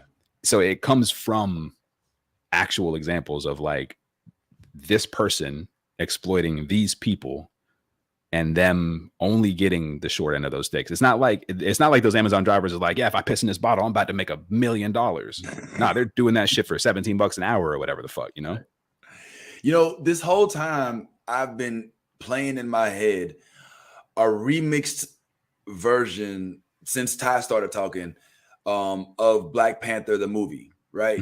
Yeah. In my head, I was replaying the movie through the eyes of Eric Killmonger, looking at Wakanda as a source of evil, looking at T'Challa as the villain, because here's the guy who has, you know what I'm saying? While I have not, while the people over here that look like you have not, and while you sit over here not only thriving, but keeping this shit secret, you know what I'm saying? While we're like being traded and being mistreated and being lynched and having all this other stuff happen. And so I've come to collect my birthright. Yes. Now, when I look at it through that frame, then it's obvious why Ryan Coogler had to make Michael B. Jordan shoot his girlfriend. Because if he didn't, you're like, well, how is he the villain? You know what I'm saying? Like, he's the American dream. He's fighting, you know, capital. Like, there's nothing wrong with his plight, you know. And that's a message that's very dangerous to capitalism. If you start to look at things that way without attaching that to a person who's like, well, maybe they're just a little bit misguided and evil, then all of a sudden people are like, it's making a lot of sense. How can you know what I mean? So that's why it had to happen like that. It's why it seems such a jarring thing to happen. It's like, wait, this dude's he's really speaking my language. He's talking about shit that I care about. You know, he's actually looking out for people. What? And then he's like, oh, nope. Never mind. Man. He's an asshole. Never mind. I can just forget all the stuff he said because it's attached to this thing. You know what I mean? Yeah. So that's how rebellions are formed. I mean, when you think about it, like that, you know, in the era of kings and queens and serfs and all of that, you had kings that would hoard all of the stuff from the villagers. Right. And what would happen is at some point the villagers would have enough. Now you have all your advisors coming to you like, my lord, the people they're massing, sire. And he's like, fuck the villagers. We'll just battle with sire. Some of the soldiers have families with the villagers, and you know, we'll kill them too. Well, sire, there are people here that want to kill you too. And so so they, like, you would see so many situations arise where these situations would happen, where you would hoard, you wouldn't take care of your people, and then your people would come have an uprising and kill you and take you out of, you know what I'm saying, out. Yeah. Through history, you see these things. You learn the dynamics and you adjust. Yeah. And that's where we're at with the workforce and how it is. It is the same exact thing, just flipped up a little bit, transformed a little bit, stirred up a little bit, but it's still the same thing that's been going on for years and years and years. So if Jeff Bezos is doing all those things, Tyrone, then I would almost bet my life on him doing the same things in space when it comes to who can come, who's acceptable. Matter of fact, Jeff Bezos might have all of his people put a fucking tattoo on the inside of their fucking lip and pull up and scan your ass or scan your barcode. And if you don't have that fucking barcode, you ain't getting in. So how about that? Smart. Yeah, you're talking true about Taloda. Yeah. You know what? To Tyrone's point, when those are the stories out about how you run your company, you know, it only makes other places that do it right look better. I remember during the Amazon hike and strike. What's going on, homie? Whoever that is, we're in the comments, so we don't see names. What up? So announce yourself, friend. But I remember, you know, who was getting the spotlight was the owners of Costco. It was Walmart. That's what it was. It was Walmart. Walmart was getting a lot of shit because they refused to go up from that $8 an hour minimum wage bullshit, and so folks was striking, and folks was like, "Man, fuck this shit, man. Why?" And you know, and good on them. You know what I'm saying? Because Walmart, Jesus, like, yo, you make more money than anybody charging for pennies. Like, you could pay people $15 an hour and it wouldn't be that big a deal. You know what I'm saying? Right. Yeah. But it makes the owner of Costco look like a freaking humanitarian for being like, look, bro, my people get $20 an hour. They work 30 hours a week. You know what I'm saying? They, you know, he was like, nah, this is how you build and treat your people right. And I work hard ever hearing nobody complaining about their treatment at Costco. You know what I'm saying? So I guess the point isn't like, oh, millionaires, billionaires going to space. It's assholes with power don't need more power to fuck up, you know, shit that everybody should have access to. Well, I hate to but Costco is like, how do I say this? What's up, Bill? Costco's not everywhere. Right. Costco's typically are in nicer areas. Come on now. No, give me a break, man. Costco's aren't in affluent neighborhoods always. There's the first Costco I've never ever in my life seen a Costco in the hood. And if somebody has, please jump in the comments. I've never seen one in the hood. Okay, look. The first Costco I ever came into contact with was in Eatonville, on Kennedy Boulevard, across from the church by the Mad Crab. The Mad Crab is there now, but it wasn't there then. Now it's a Tesla, but before it was a Costco, and we're not talking some affluent neighbor. I don't know if you're familiar with it. Eatonville is dubbed the oldest black town in America. Okay, and it was founded by a man named William Clark. Joe Clark went and founded historic Goldsboro down in what we know as Sanford. And these two black men made these towns. And this is not some affluent Lake Mary, Heathrow, Windermere type of area. This is a place when was that this the houses are on bricks. I'm just curious. I'm just curious, like when was this that you saw this Costco? All right, now this was about 30 years ago. Yo, don't be that guy, man. It was in a dream. Don't be that guy, Vince. Because I was like, because I really was like, you just like really set yourself up, really. So as I was saying, you don't typically see any Costco's in the hood. It still existed. And I mean, I don't know. Look, all I'm saying, I'm not trying to cape for Costco either. My point was just that if you run the corporation in a manner that the people are satisfied, if you run things in a manner that people are not exploited and are not taken advantage of, then go to space and you may not suffer from folks saying you're exploiting them because your track record speaks for itself. It may be a little less of a something critical for you because people are a little bit more familiar with your genuine integrity, and but the folks that are leading right now they don't have that. Yeah, so here's the danger to capitalism with that, because then what happens when you start to pay people what they're worth, they start to see their value. which means they start to be like, wait a minute, this should have been the whole time. Not only that, but I probably deserve more, which in most cases people are going to be right. So there's this line that they're always playing. So it's like we can't pay people X amount because then with that's a slippery slope when we go back. So it just gets into a philosophical debate about whether or not capitalism can survive ultimately. Like if there is a way that benefits everybody, you know what I mean? The way you're talking, the Costco method is the Costco method going to be enough to where this system can survive long enough to before it eats itself? Well, there are people that believe yes, there are people that believe no, it can't survive even in its best case. So just throwing that out there just for fun.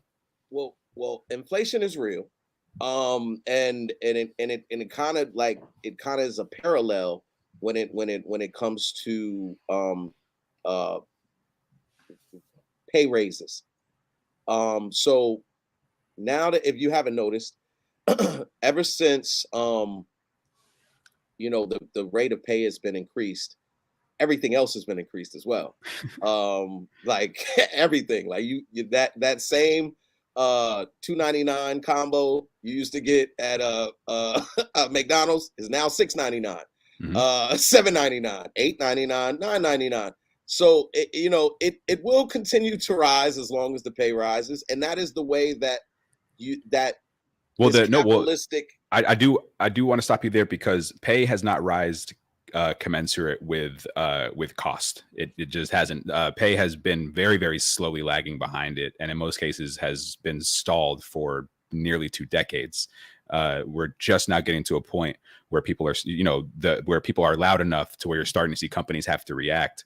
But inflation and really the price of goods coming up is again purely profit driven. It's because we're in this this constant supply and demand type pull where and also with supply and demand, the way they play it is false scarcity. Like that we have to charge X amount because we only have so many resources.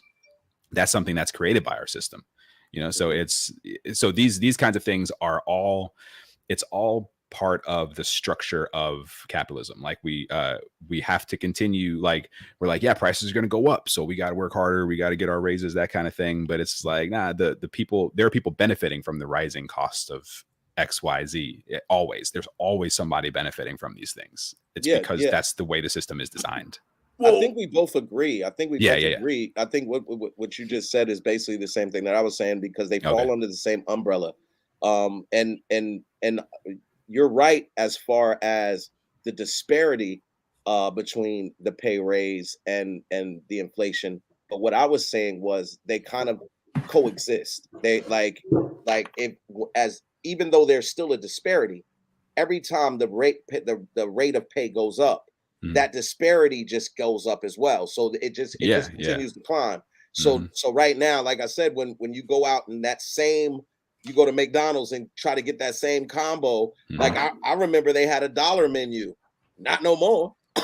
Like that, you know what I'm saying? That shit is like $1.50 menu or $2 menu or whatever. But it's just those little subtleties that you see when you go in the grocery store and you buy that same milk that was $3, that's now $6, and you see things. Yes, it is all profit driven, absolutely.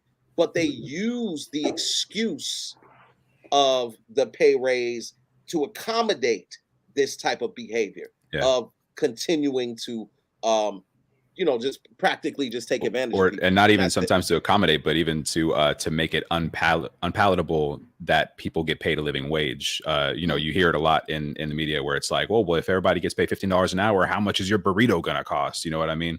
It'll cost whatever companies want it to cost because they want the fucking money. You know what I mean? It's not, we're not going to be out here eating $20 burritos because Jim's getting paid a livable wage at Chipotle. You know what I mean? That's not how it works. We're out here paying this damn money because whoever owns Chipotle is probably, riding around in some yacht somewhere enjoying that extra cost for guacamole money. You know what I mean? Mm-hmm. So the fear that Vince is talking about. Yeah. Republican Vince hates this right now. I'm just kidding, man. Yeah. We're like Vince Gingrich. I'm like, not realizing that when you increase the wages, you increase the rates. God damn it, that's just Yeah, no, it's but no, there is like we're kind of led to believe that costs are going up, so prices go up. Well, wages aren't so costs are going up, prices are going up, wages aren't going up. So where's this extra money going? Well, it's going to the people who run the corporations. It's going to the executives. It's going to shareholders. It's going to people who haven't earned it.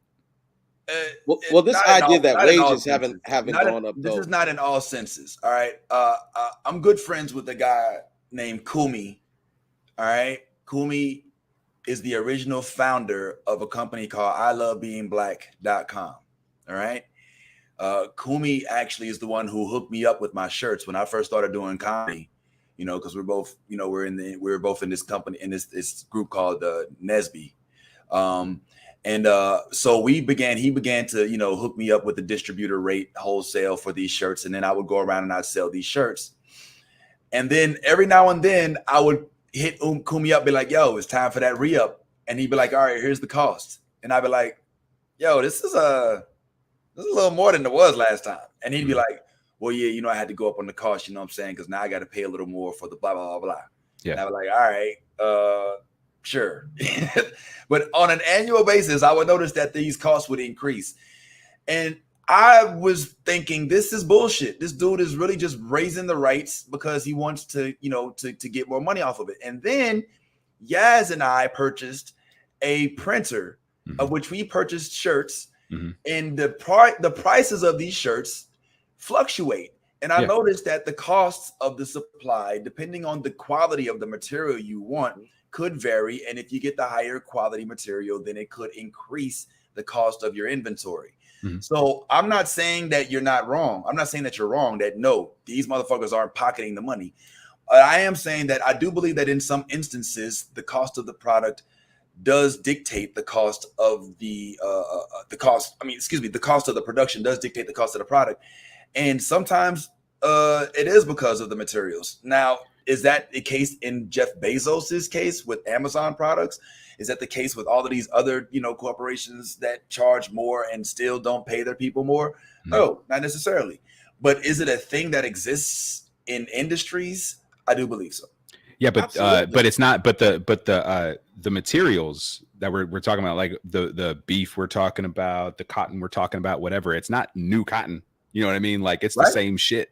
It's just people decided, hey, people want this more. Now it's worth more. So now I'm charging you more. So it's all of it is arbitrary. All of it is depending on the way somebody feels and how much money they want to collect somewhere down the line. It's not the Kumis of the world. It's not the Kumis of the world. Is that really the case? I mean, it could be that, there was this whole issue in the Middle East. Gas prices has gone up. So now I have to pay more for this product to get to me. As a result of me paying more, you have to now pay more. Well, I'm glad you brought up that example because I'm glad you brought up that example because the cost of a barrel of oil is lower now than it was, let's say 10, 15 years ago, but gas prices are somehow still higher because the oil companies are using the situation with Russia, the situation in the Middle East to justify raising their prices without ever having an issue with supply or ever having an issue with refinement or anything like that. It is all completely arbitrary. Correct. But do we have any control over that? Me as the vendor, the consumer even, who has to purchase products that are being flown over on jet fuel. Yeah. The jet people don't make those barrel prices. They are victim of them as well. And if they can figure out a way to justifiably or injustify, I don't like the word victim either. No, but we are victims, and we're the last victim in that thread. The people who buy this shit, we're the last ones. The people at the gas pump are the ones, because it's not going to be Dailies or 7-Eleven or whoever. They're not going to eat that cost. It's not going to be Shell Oil. They're not going to eat that cost. It's not going to be the distributors who drive the gas around there. They're not going to eat that cost. It's going to be the people who buy the shit. We're going to be the ones that eat that cost that they decided was a thing, that all of this, that they decided, okay, now because all this is happening, all of a sudden gas is $4.30 a gallon or $5 or however much it is. Like, that's something that they decided, not because of their supply, not because of their access or how that it's harder to get to us or anything like that. They decided it because they're like, yeah, this is the time we make money. And then we pay for it. My point is down the line. All right. My shirts end up being $25 instead of $20. Right. because of that barrel that's overcharged. Yeah. That my friend paid an extra $2 for his shirts, which makes me charge an extra $3 for mine. Yeah. All because of that whole process. And it wasn't at any point in time just because I'm just going to raise my price because I think I can make more money at this. Well, no, that's what I'm saying. It's not so. I'm not blaming the Kumis of the world because, or even like, if all of a sudden the New Bird Order website, the price of the shirts go up 15 cents, like that's not because like, hey, y'all, we're trying to make this extra 15 cents. That's because we're dealing with corporations. You got to get that shirt from a corporation that makes its money off selling shirts in bulk.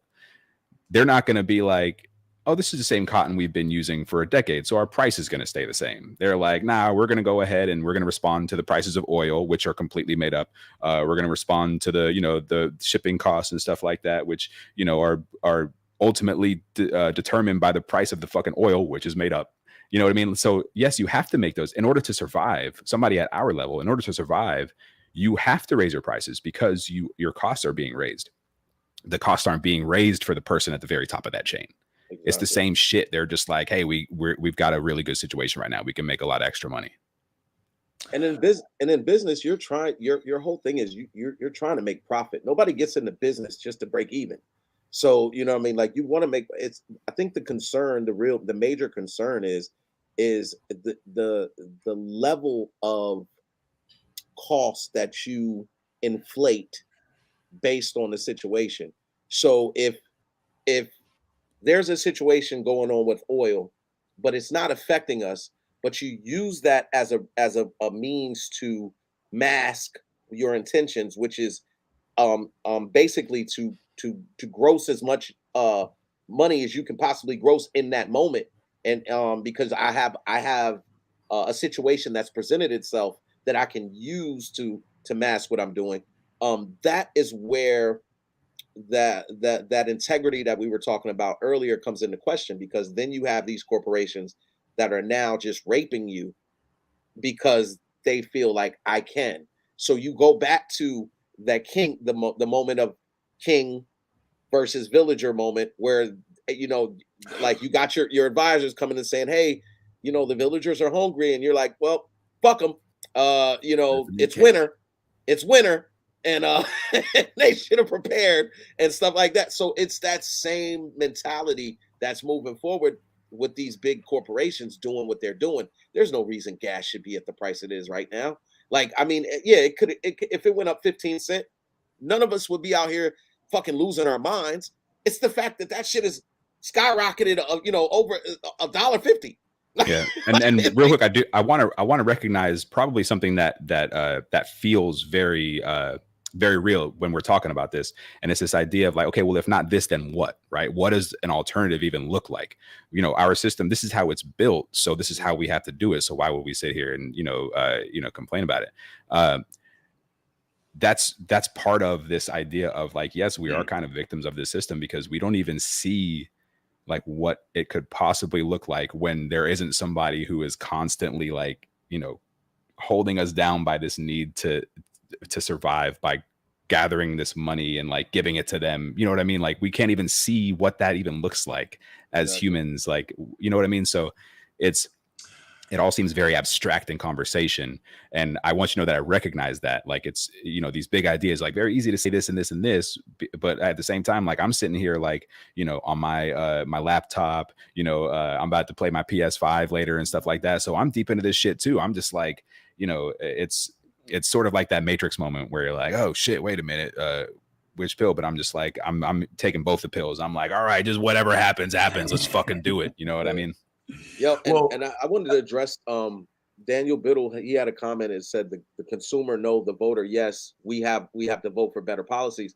See, the problem there though, Daniel, is that most of these politicians have lobbyists, and the lobbyists are these same corporations that you want them to somehow put these stipulations on.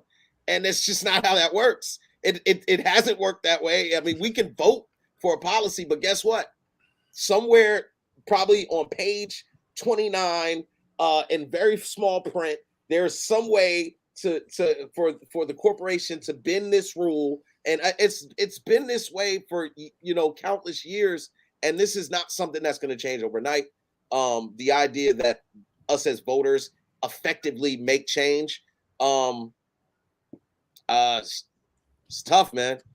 Yeah, we could get a new president in there. We can get a new politician in there. It doesn't mean that they're going to represent us once they get in there. Is what I'm saying. I'm just gonna come out and say it, bruh. I quietly feel myself slipping into Sithhood. I feel like I'm leaving the rebellion and I'm joining the Sith. All right, I'm not gonna lie, because like I have a different perspective than I did 10 years ago. Having had the success that I've had over the last few years, man, I look at things a little different. You know what I'm saying? And it's so interesting to talk to you guys who sound like me. You know what I'm saying? Like, and I don't mean this sounds derogatory. It sounds like I mean it in shade, but it doesn't. It's just it's a pivotal moment and a realization for me that holy shit, like my mind and mentality has changed since not just since I started this business, but since it began to be successful. You know what I'm saying? And it's really eye-opening, like when I remember when I first started doing what I'm doing, people used to sit down and talk to me and I'd be like, hell yeah, bro, hell yeah. And now, they would say stuff like what you guys are saying, like, yo, man, the government just wants to, and I'd be like, fuck yeah, you goddamn right they do. Nowadays I'd be like, all right, come on, give me a break. You know what I'm saying? I'm looking at your unemployment W-2. You did just fine by the government. All right, you're okay. All right, and you have Obamacare and you get food stamps. And I'm not trying to knock folks who have assistance when you need it, but listen, plenty of people game the system at the bottom and the Absolutely. top alike. Not to say that they're equivalent. I mean, one does it by necessity, the other one does it because they can.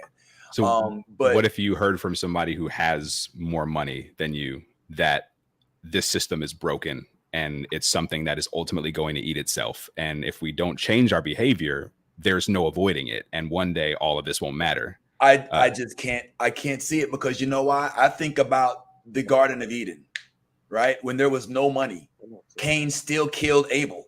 You know what I'm saying? Like there will be a way to find evil. I don't know if I necessarily believe in this stuff, so I like that argument doesn't do much for me. My point is, even in a system where there is no sense of currency, there will be a way to make an asshole. You know what I'm saying? Oh yeah, You'll find the guy who will go beating up everybody else, taking their shit, hoarding it, and it won't be money. It'll be fruit. It'll be cattle. But, I understand that. I don't think it's a good enough excuse to oppress billions of people. Oh, absolutely not. Yeah. I'm not saying it's an excuse. I'm saying the reality is, no matter what form of currency we decide to use, whether it be the barter system, whether it be, favor for favor, whether it be a communist society, a socialist society, you will find assholes, and assholes will exploit people. And no matter what government type or lack of government type. But we typically don't give those assholes all the power. People that run shit. Yeah, but we typically don't give those assholes all the power and be like, here, keep exploiting more people. Yeah, here's some tax breaks, and here's that's Agreed. A feature of this whole thing. And trust me, I understand it. Like, having money might make you think differently about having money. I can see that being a thing. I would love to know more about how your views have changed on certain things for certain reasons. I would love to hear more about that, because it's a very interesting concept that at some point you would have been here like, whatever. And then now you're just like, well, maybe, because the broad idea, like I can surmise why, but I would still love to hear your experience. But it's the thing about it is, we can't use just humanity, like humans being fallible, to mean like, okay, because we're fallible, that means we can just do things the shittiest way, because eventually we're just going to be shitty anyway. So we might as well do the things the shittiest way and just be cool with it. Oh, I can't get, that's not what I'm trying to say. I'm just saying that if we did picture this utopian structure that we speak of on Elysium or on Halo, where everybody has everything. Mm-hmm. We're all given millions of dollars at birth. We're all given ample, an infinite amount of energy and food to live off of. you will still find assholes. But at that point, it probably becomes more prominent to rid our culture of the assholes, and we can create a system where it's not just keeping people from being poor, but keeping people from being assholes. Or I like a system where there is no such thing as a poor people. Well, you will always have, in my opinion, structures that will cause for some to have more than others, even if it's smaller amounts of more. Like when I'm in Cuba, which is a communist society, there are people that are doctors during the day and tour guides at night because they can't earn over a certain amount. But also, but it's a little disingenuous to be like, Cuba's fucking up because their system. I didn't say they're fucking up. I didn't say they're fucking up. Well, Cuba's not what I observed. Right. No, I understandable. But what I mean to say is that a lot of the reason they're in the situation they're in is from meddling from our country. The United States put them in that position through. I mean, we've fucked up Cuba beyond them being able to crawl out of it themselves. You know what I mean? And so it's not like that shit just happened in a vacuum. It wasn't like they were like, hey, we got this great government, and then all of a sudden, oh, we dropped the ball. Nah, it wasn't that. It was like very much led by the United States and their interests. All right. Well, hold on. Now, Cuba. But the point that I was making is that you would have folks who are going to school for free, getting health care for free, that have careers that they've garnered as a result of those universal things that they give away in this society, but also as a result are limited to earning certain amounts, which is perfectly fine in certain situations if that's what you choose. But the same thing exists in China. Literally, I remember being in China asking my boy, where are the rich people? Where do people go? Where's the good neighborhood? Where is the gated community? Like, how do you find? And he's like, there isn't really a gated, we live in these high rises, and either you have a really nice apartment or you have a regular apartment. That's kind of the way. I was like, so there's no mansion, there's no subdivision. Like, can I go somewhere and see somebody mowing their yard? He's like, well, you might find some of that around, but in the bigger cities, you're not going to see as much of that. You know what I'm saying? It's really a lot of buildings that have been constructed, some of which have nicer rooms and some of which have not as nice, but the living quarters are just about the same space, square footage wise. There's not going to be this huge divide between what they call haves and have-nots. They live in these same areas, and it's by design. That's kind of what that government type is meant to facilitate. So in a government like that, you know what I'm saying? I don't know. A lot of those folks are still angry at the system for not allowing them to capitalize on what they believe could be very, very, very, very financially beneficial markets. But others feel like the government is just being too overwhelming in that they don't even allow them to have, like, you can't use, Pandora in China. You know what I'm saying? You can't, you got to have like a VPN to bypass these. You can't say things about the government in China. This is different. But see, but also but those things aren't linked. It's not like I was just saying yeah. that. We're Okay. Yeah. These are not all under, like, oh, if you go commerce, then you're gonna lose. Yeah. But my point is, in whatever societal structure you can envision, I just figure that there will always, as long as humans are humans, there will always be inequality. Not that we have to accept it, but you'll always find it. I remember a friend of mine, we used to argue, was like, oh, if we didn't have different skin, we'd argue over each other's eye color. You know what I'm saying? We would, as humans, I feel like our flaw is to be flawed. And that's ultimately what's fucking us up. Not just the and we should not feed the flawed and the ones who have the power. But I just feel like even if you strip down this government, say, let's start all over, let's do it the way that's going to be more beneficial to the whole, you're still going to find problems in that societal structure. And I agree with most of that, except for that's why we're fucking up part, because that's not why we're fucking up. We're fucking up because our system is absolutely ridiculous and completely broken. Yeah. I didn't say that's why we're fucking up. I don't know. You did. you said humans are flawed. That's part of humanity, and that's why we're fucking up. Ultimately, yeah. But okay, maybe I did. Right. But I don't know.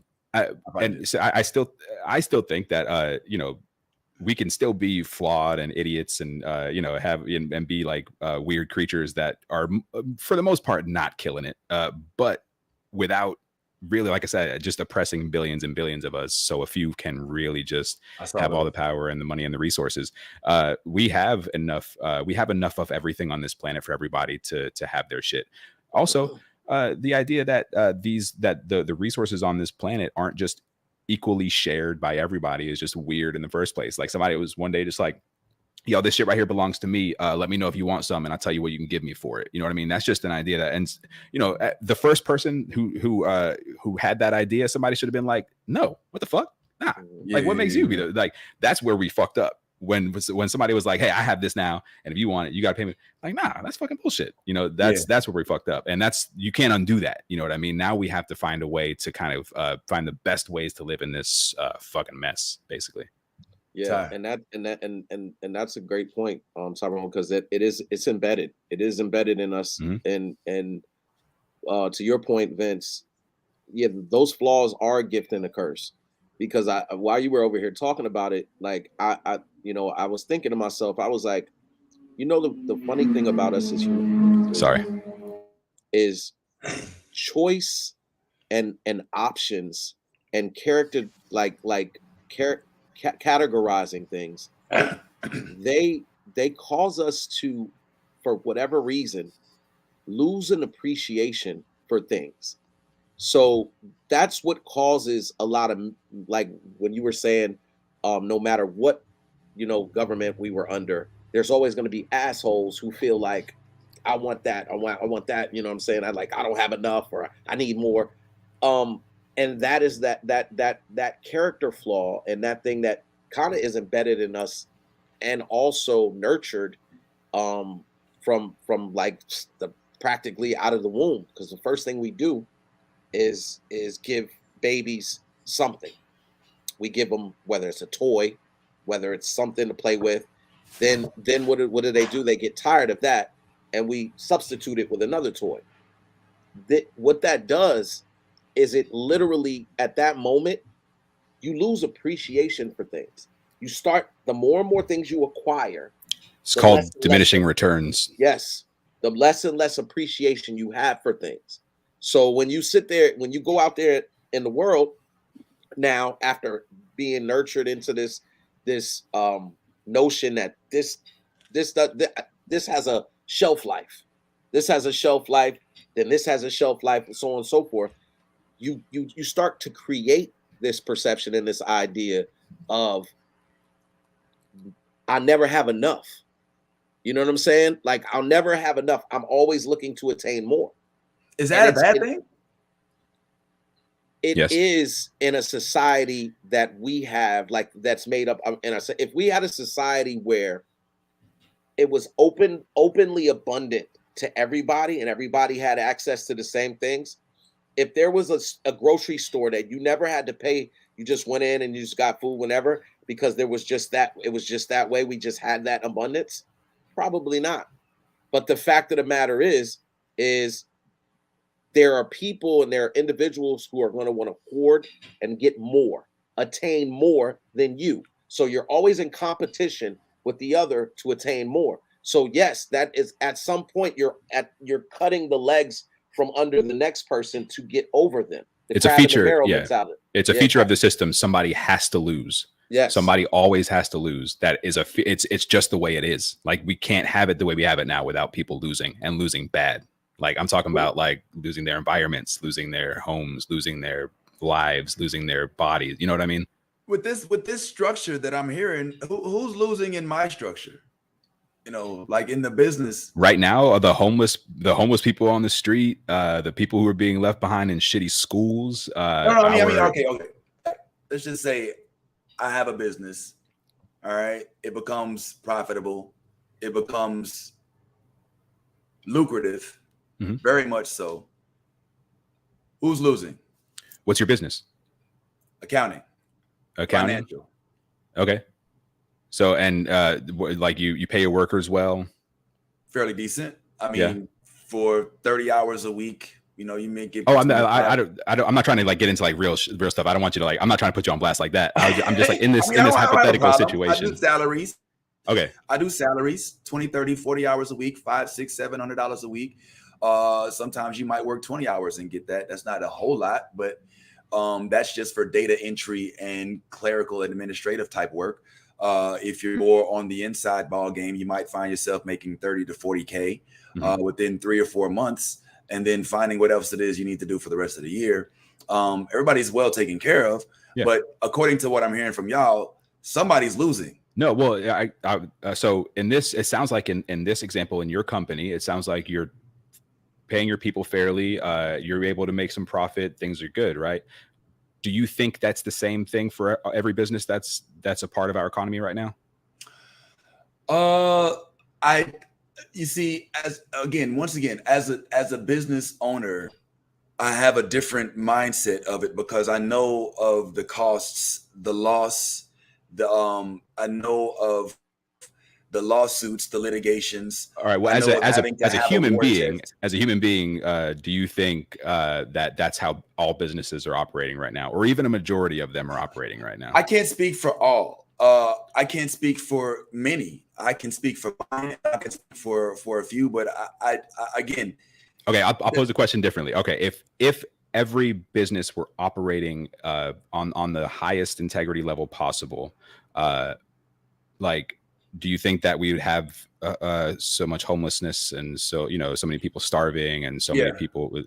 Yeah. Yes, I do. Yeah, because I don't believe that. Unfortunately, this is going to sound really fucked up. This is probably we shouldn't. I probably shouldn't say this on air. All right, but I'm gonna say it anyway because I'm being honest. But I don't believe that. First of all, integrity is in the eye of the beholder. So what we both consider of high integrity may be defined different. But I also do believe that, unfortunately, and please, Lord, forgive me for this, but there are, and I believe that my experiences have led me to believe this, but there are some who, regardless of how much effort you put into making sure that they are successful, that they are afloat, that they are well taken care of, will go out of their way to sabotage their lives. And I'm not saying that that's the overwhelming majority. There are folks who are unjustifiably on the streets as a result of fucked up shit happening in their life. And then there are other folks who simply will not, for whatever reason, will not adhere to whatever it would take to cause for them to be in a better situation, what we would consider a better situation for themselves. I literally got a cousin who will not stay with my cousin because he wants to be on the street. Like, he does not want an ID. He doesn't want, we will give him everything in the world. We'll give money, unlimited resource. I don't want it, bro. I don't want to be on no radar. I want to be free. You know what I'm saying? And that's his right. But that's a choice. If that's your choice, when you do that, when you make that choice to come around and say, fuck this government because y'all aren't making me rich. Well, it's not the government. But also, I mean, yeah, I'm saying, I guess, so for all the other homeless people who didn't choose to be on the streets, do you think that our system is working for them? It's again, man. I'm not the one to ask this question because I don't. Well, I do think so. Corporations are responsible for the homeless. But I think to get there, you have to divorce yourself. Like, you have to step into a realm where you're like, hey, if you don't got it, you don't got it. Like, hey, you had every opportunity to become a successful human, and I'm sorry, but you are the weakest link. You are the weakest link. Goodbye. I don't believe that I believe that I like the notion of when we were watching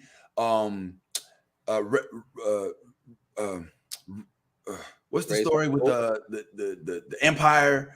Foundation? Yeah, Foundation. When we were watching Foundation, they had this program called Basic. Y'all remember that? Base? And it was like, you get, when you're in this world, you live around us, you have these basics. You have water, food, you have a roof over your head, you have the basics that that you are allotted to be able to suffice in the society. And I think everybody is entitled to that. Even what I don't like to put people on in chain, like hierarchies. Right. So you believe that there should be a basic standard of human living absolutely. for everybody. Okay, that's a good agree. belief. Yeah. I agree with that. I think that we should have. I don't understand why, as a government or as a society, we aren't able to provide for those who some consider "quote unquote" the least among us, or those with the low.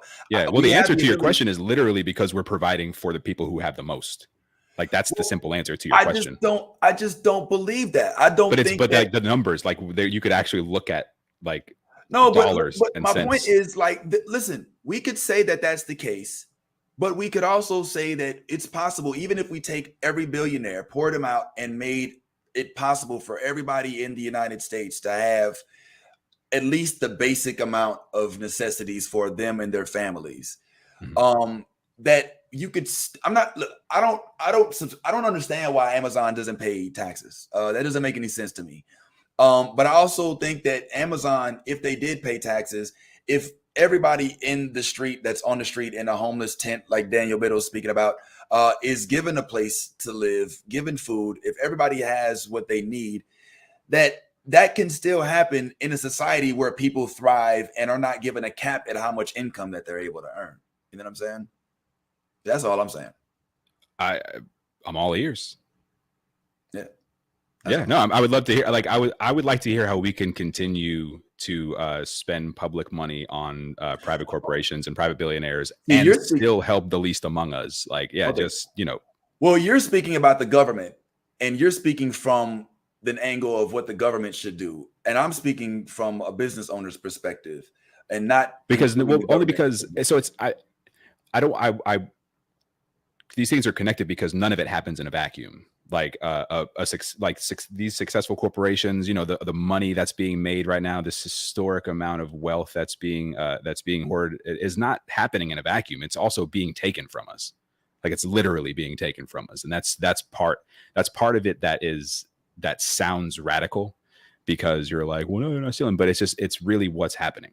And so when we talk about success in business in regards to today, we don't have the type of success we have in business without a lot of people losing and a lot of people ending up in really shitty situations. So all right, if you have that base system, right, mm-hmm. and everybody gets something, everybody has plentiful resources to not just live but survive, but thrive mm-hmm. in a society. But in that society where everybody is well taken care of, some have, because I ain't gonna lie, there's one thing that was said in this argument, and that was in this conversation, and that kind of like rubbed me the wrong, and it wasn't done intentionally, but it was like, yo, there's when you that more is never, like, there's never enough. Like, that's literally my motivation. Like, that's why I'm not at that company no more, Ty, because they gave me a ceiling, and I'm like, fuck your ceiling. Comedy doesn't have a ceiling. I want to do that. I want to go somewhere where there is no ceiling. I want to be given enough room to go where there is no boundaries.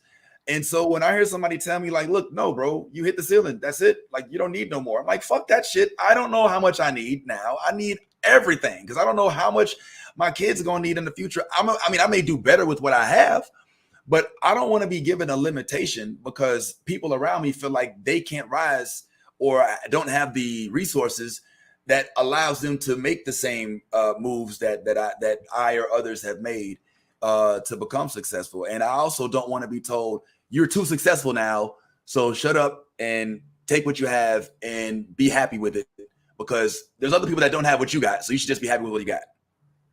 What up? All right, so, and I'm gonna say this, and then I gotta get out of here, man. This idea, what you described, your first question was what does it look like, if there's just a whole abundance? We have a word for that. It's called utopia. That's what it would look like. It would look like a free thinking, a free world where everybody just is coming with is more focused on ideas and creating better than success and reaching or attaining success. The monetary value and the stuff that goes along with success comes along with the monetary, is associated with monetary. So when you look at it from that standpoint, and you understand that the things that are causing us the most problems are driven by the things we most desire.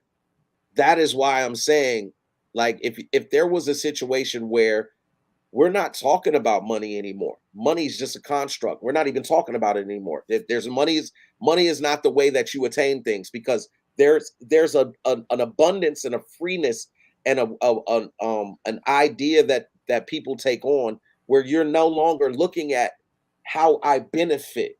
You're looking at how do we help each other grow? How do we coexist?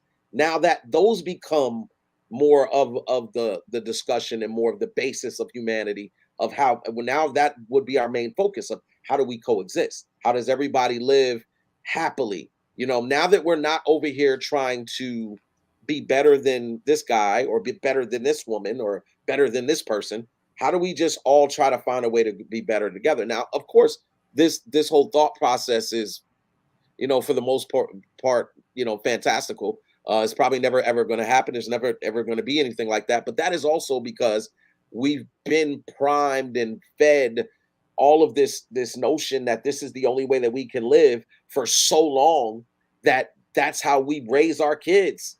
We raise them to be better and to be successful and go to school and get out here and be the best you can be for you and your family, as opposed to the idea of the system that I was talking about earlier, which is appreciating the things that you have around you.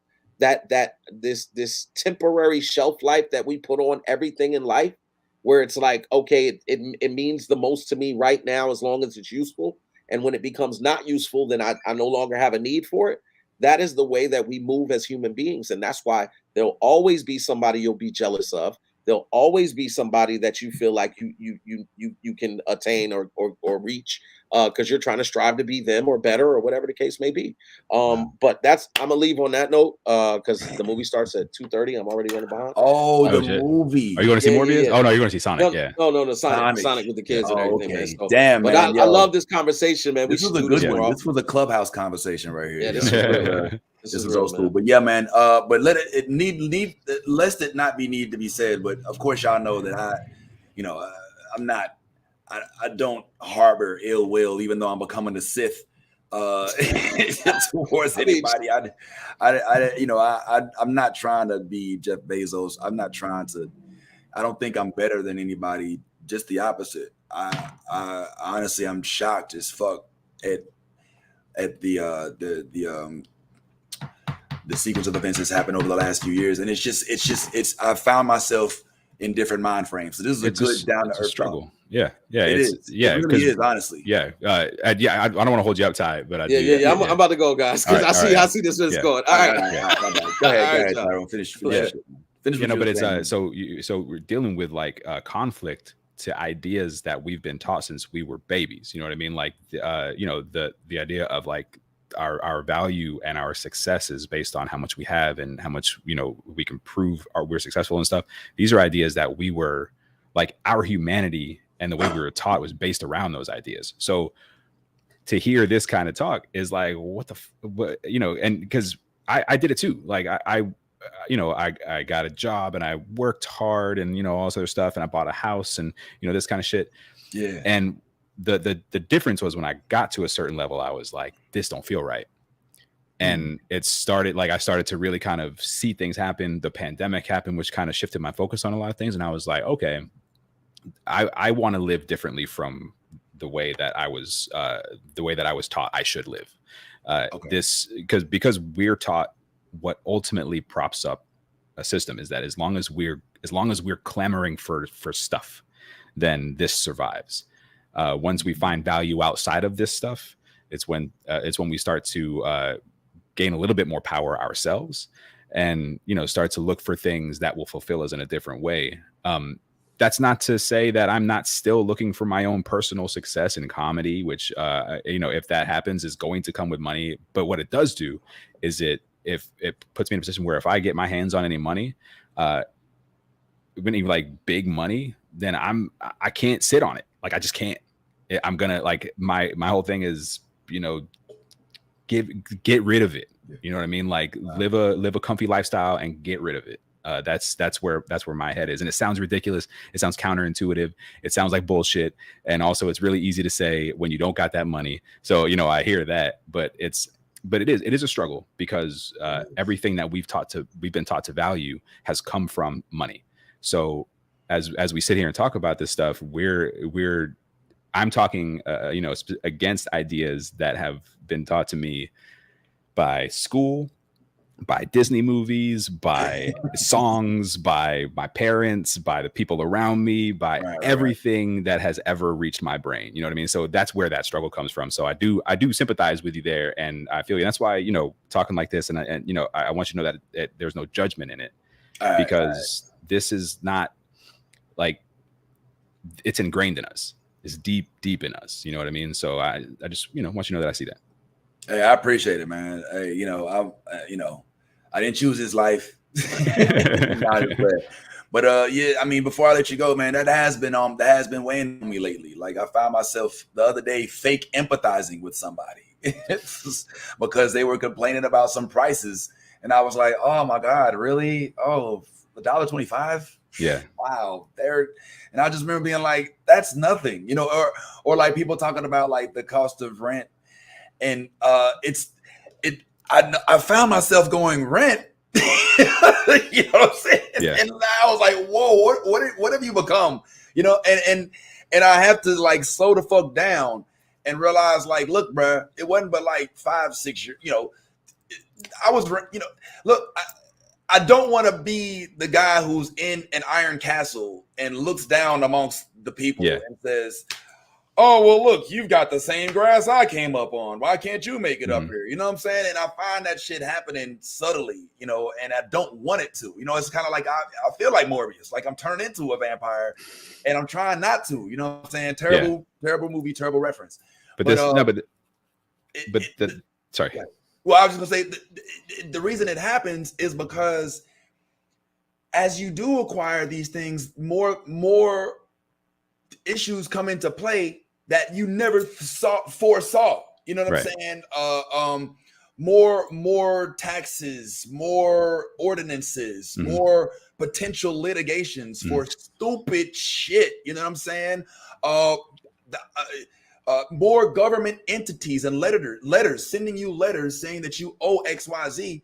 So you're like, well, shit, man, I better get this much because if I got to come out the pocket with all this, you know what I'm saying? So it's put me in a different mind frame, and it's just scary. It's just scary as fuck because I'm like, I always saw myself kind of like a humanitarian. Not that I don't, I'm not, I don't need much. Like, I got a family. I got to travel. I got to have certain luxuries, but I never saw myself as being like, well, shit, just go to school like I did. You know what I'm saying? Or just start a business. And I feel that shit, and it's starting to, and it's a little annoying. I would say when those thoughts creep in, I would say keep reminding yourself that circumstances change. And I, of course, do not wish that on you. I wish you nothing but success and everything that makes you and your family just have a wonderful life. But there are people out there who went to school, who got their degree, who got their master's, and through circumstances beyond their control, they find themselves in a situation where they don't get to have that perspective. So my thought for myself is find where I live philosophically, regardless of my circumstances. That's my goal. My goal is to, like, if I reach the very bottom, I'm going to think and feel the same way as if I reach the very top. Which goes counter to a mindset of capitalism where it's like, nah, if you reach the bottom, that means you fucked up and you got to climb and you got to scratch. And, that's the kind of way we're supposed to respond to that. But also, like, you see what happens as you climb, your perspective change, your view starts to change. That's literally why in Foundation, like, they had shit stacked on top of each other. And then you had Empire's big old thing. I mean, the view from there was you just saw all this beauty and success. That was a very smart way to kind of show what that looks like as you climb this. Like, there's no way you can continue to see what's below. It only started to shake that foundation when Empire started going down to these lower levels. Then also all of a sudden you're like, yikes, this is what we built on. This is how we had to get here. You know what I mean? Then you start to challenge the ways you think. So that show was brilliant in doing that like that. building up and looking at it like a literal ladder to climb. So, as you feel those thoughts creep in, maybe that's something to consider, just so you're not, when you do reach billionaire status, I'm not like, fuck space Vince. I don't think I'll ever, I don't want to say never, but I don't know if the B is close, but the M is def on the horizon, but we'll see how that works. But look, I'll let you ride, man. This has been the educational, man, hell yeah, somewhat enlightening, and in some ways discouraging to learn that I have become some capitalist vulture who wants to go and own space. And just so you know, very, very quickly, the last thing I say, I don't see you that way. I see you as just like the rest of us. Like, we were indoctrinated with a certain belief system, and those belief systems are one very, very deep. So and it's not even to say like, oh, you're not awake yet or whatever. You see it, but it's a struggle. Like we have to live in it. We can't step out of it at any point. So, you're just like me. You're just another cog in this machine trying to figure out where the fuck we fit. You know what I mean? Yeah, basically. Well, hopefully I figure it out soon, then, because damn, I don't want to get rich and say fuck y'all too quick. You know what I'm saying? Like, I like y'all. No, I'm just playing. Yeah, man, I'll let you go. I'm hungry as fuck. Yeah, my bad, man. Yeah, thanks for hanging out. It was fun. Good to you, man. I'll be back home either tonight or tomorrow. But yeah, we'll get on the ghost, man, because it's time to get up to 120. Sounds good, man. Hell yeah. All right, man. We'll talk to you later, bro. Yes, sir. Take it easy. Yeah. See you.